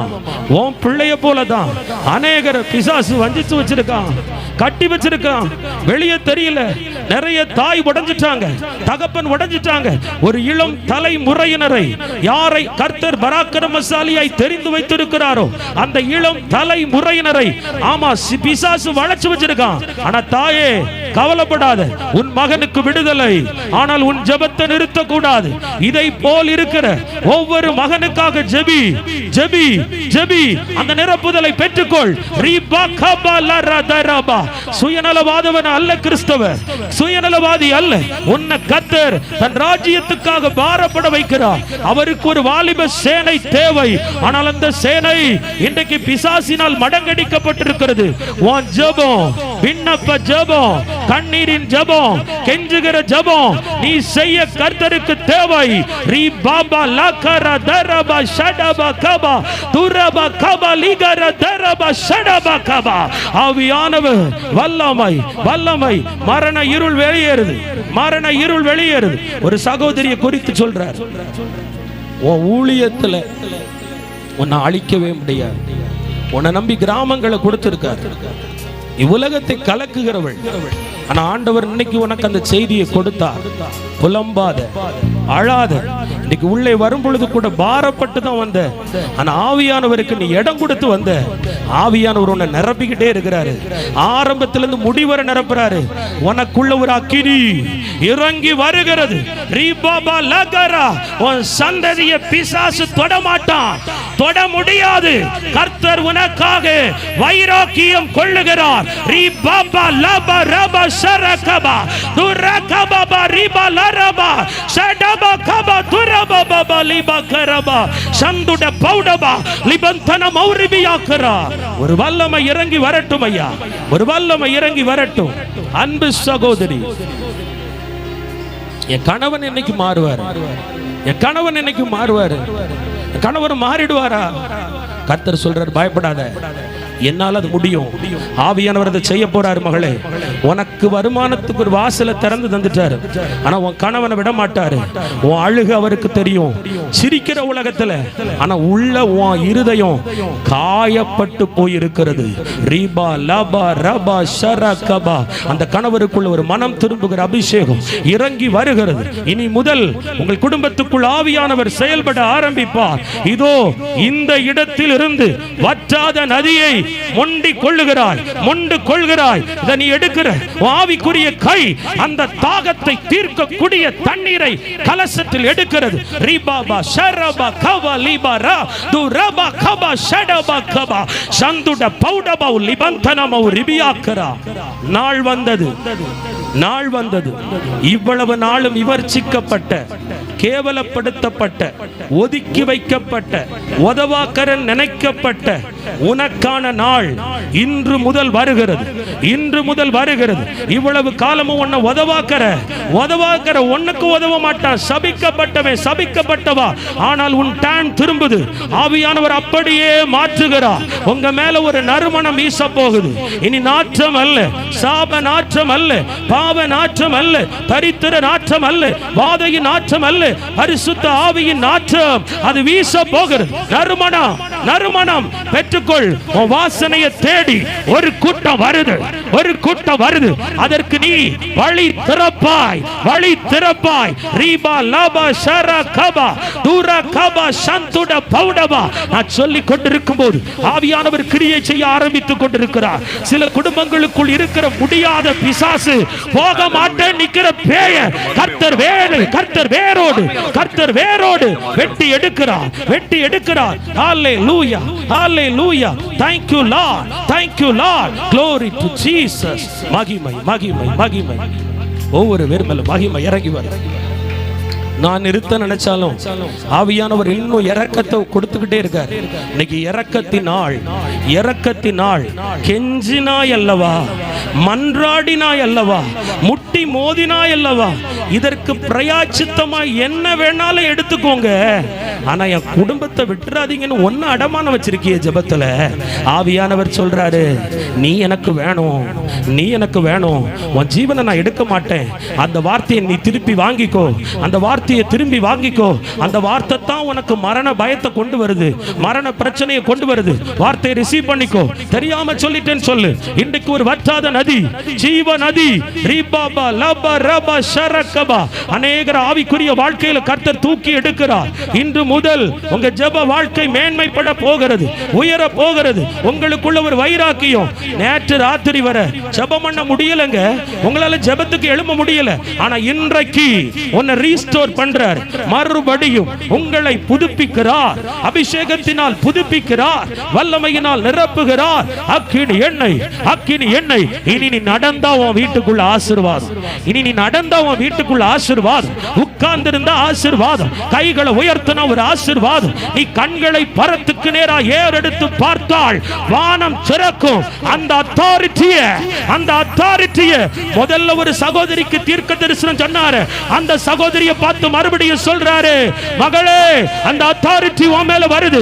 இனி வானத்துக்கு நேராய் கண்களை ஏறெடுக்கும் போது பரமசேனை திரள் தனையாய் இறங்கி வரும். ரீபாபா லபா ஷரகபா துரகபா சந்துட பௌடபா லிபந்தன மௌரிபி ஆக்கரா. இருக்க முடியல, உன் மேல ஒரு அக்கினி மறுபடியும் வருது. உற்ற சொல்லுறாரு, பெற்றுக்கோ, பெற்றுக்கோ. தொழிலை பெற்றுக்கணும் சொல்லியே, வருமானம் வேணும்னு சொன்னியே, இதோ மேலானதை நாடினாய், கர்த்தர் கொடுத்தார். ரீபாபா கபா லபா ரபா ஷடபா கபா துரபா சந்துட பௌடபா. ஹalleluya. கலங்கின கண்களோடு நிறைய கூட்டத்துக்கு போயிட்டீங்க. இந்த கூட்டம் பரவாயில்லன்னு உங்களுக்கு தோணுது, ஆனா ஆண்டவர் உங்களுக்கு ஒன்றும் செஞ்ச பாடு இல்லை. கண் விழி பிதுங்கி போய் இருக்கீங்க. தூங்குனா கூட கண்ணு திறக்குது, அந்த அளவு துக்கம் தொண்டை அடைக்குது. இன்று கர்த்தர் உனக்காக காரியத்தை மாறுதலாய் முடிய பண்ணுகிறார். ரீபா lava ஷரா Kaba துரபா சந்துட பௌட பௌலி bandana ரீகர லரபா ஷரா Kaba துரபா சந்துட பௌட பௌலி bandana ரீகபா லகரபா ஷடபா Kaba துரபா Baba. ஒரு பட்சிக்கு அக்கினி புறப்பட்டு வருகிறது. ஒரு காற்று உன்மேல், அனல் மூட்டப்பட்ட காற்று, அனல் மூட்டப்பட்ட காற்று, பலப்படுத்தும் காற்று இறங்கி வருகிறது. ஆண்டவரே ஸ்தோத்திரம் அப்பா, ஸ்தோத்திரம். ஆண்டவர் சொல்றாரு, இனி நீங்க உங்களை ஆஃப் பண்ணிடணும். இனி வீட்டுக்குள்ள போய் பழைய மனுஷிய சுவிட்ச் ஆஃப் பண்ணிடணும், சுவிட்ச் ஆஃப் பண்ணி போட்டுறணும். இனி பழைய பேச்சு, பழைய கம்பீரம் தேவையில்லை. நீங்க அப்படியே செத்துறணும். உங்களுக்குள்ள ஆவியானவர், பரிசுத்த ஆவியானவர், தேற்றரவாளன், சத்திய ஆவியானவர். அவருக்கு எது பிடிக்குமோ அந்த ஆகாரத்தை கொடு. அவருக்கு துதி பிடிக்கும், பாட்டு பிடிக்கும், அவருக்கு வசனம் ரொம்ப பிடிக்கும், அவருக்கு தியாகம் ரொம்ப பிடிக்கும், உன் தாழ்மை பிடிக்கும். நீ நீ பணிஞ்சு கிடந்தா பிடிக்கும், அதை கொடு. அதை நீ கொடுக்க கொடுக்க நீ உன்னை இழக்க வேண்டியிருக்கும். உங்களை இழக்க இழக்க இழக்க அவர் உன் வாழ்க்கையில் செட்டையை அடிப்பார், செட்டையை அடிப்பார். ஹல்லேலூயா. ரீபா லாபா ஷரா கபா. உங்கள் மூலமாய் உங்கள் வீட்டுக்கு எழுப்புதல், உங்கள் மூலமாய் உங்கள் பிள்ளைகளுக்கு மறுரூபத்தை கர்த்தர் கொடுக்கும்படி ஒரு திறவுகோலை கர்த்தர் உன் கையில் கொடுக்கிறார். அந்த கதவு, உன் வீட்டு கதவை நீ திறக்கிறதுக்கு முன்னாடி இந்த சாவி உன்னுடைய ஆவிக்குரிய மண்டலத்தை திறக்கும், ஆவிக்குரிய மண்டலத்தை திறக்கும். பூட்டப்பட்ட ஜெபம், பூட்டப்பட்ட ரட்சிக்கப்படாத வாழ்வு, பூட்டப்பட்ட ஆவிக்குரிய வாழ்க்கை கர்த்தர் திறக்கிறார். ரீபா லாபா. உங்க கணவன் வாழ்க்கையில மாற்றத்தை பாப்ப, பிள்ளைங்க வாழ்க்கையில மாற்றத்தை பாப்ப. கர்த்தர் அவங்களுக்கு ஞான கண்களை திறக்க போகிறார். மனக்கண்களை குருடாக்கி வைத்திருக்கிற பாவத்தின் ஆவி, சிற்றின்பத்தின் ஆவி, உலகம் அதிமயக்கத்தின் ஆவி, செல்போனின் ஆவி பிள்ளைகளை விட்டு பறந்து போகும். கர்த்தருடைய அக்கினி சுட்டரிக்குது, சுட்டரிக்குது, அக்கினி சுட்டரிக்குது. பிள்ளைய விட்டு பாவம் சுட்டரிக்கப்படட்டும், பாவம் சுட்டரிக்கப்படட்டும். ரீபாபா லாபா ராபா ஷரகபா துரபா பாபா பாபா.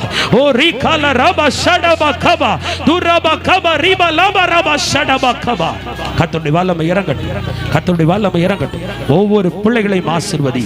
துதி கனம் மகிமை உமக்கு செலுத்தி ஜெபிக்கிறேன் பிதாவே. நான் சும்மாவே கர்த்தரை ஸ்தோத்தரி, என் முழு உள்ளமே கர்த்தருடைய பரிசுத்த நாமத்தை ஸ்தோத்தரி. என் ஆத்துமாவே கர்த்தரை ஸ்தோத்தரி, கர்த்தர் செய்த சகல உபகாரங்களையும் மறவாதே. ஆமென். அல்லேலூயா. நேரம் சற்று அதிகமாகவே மாறிவிட்டது. ஆவியானவர் உங்களில் அநேகரை தொட்டிருக்கிறார். ஆமென். இந்த செய்தியோட தொடர்ச்சி செவ்வாய்க்கிழமை உங்களுக்கு கொடுக்கப்பட்டு தேசத்திற்காக பிறகு ஜெபங்கள் ஏறெடுக்கப்படும். முடிந்தவர்கள் கலந்து கொள்ளுங்கள். கர்த்தர் பெரிய காரியத்தை செய்வார். முடியாதவங்க செவ்வாய் வர முடியலன்னா யூடியூப்ல வருகிற செவ்வாய் அந்த செய்தியை பதிவேற்றுவதற்கு ஆயத்தப்படுத்தப்படும். கர்த்தர் ராஜரிகம் பண்ணுகிறார். ஹல்லேலூயா. செய்தியை ஒருவேளை நாங்க கேட்கல, சில நேரம் புரியல, நான் அப்படியே கிறங்கிட்டேன் அப்படின்னா பிரபு கிதியோன் என்று யூடியூப்ல நீங்க போட்டா இன்று மத்தியானம் உள்ள செய்தி இரவு அதிலே போடப்பட்டிருக்கும். தொடர்ந்து ஊழியங்களுக்காய் ஜெபித்துக் கொள்ளுங்கள். மன்னிக்கணும், 2, 3 நாள் 3 பிரேயர் இருக்குல்ல, அதுல இந்த செய்தி கொடுக்கப்படும். 2, 3, 4 குடும்ப ஆசீர்வாத உபவாச ஜெபம் காலை 10 முதல் 10:20 வரை இந்த இடத்தில் ஒளிபரப்பாக்கப்படும். நீங்க வந்து அந்த கூட்டத்தில் கலந்துக்கோங்க. இந்த செய்தியோட தொடர்ச்சி அதில் பேசப்படும்.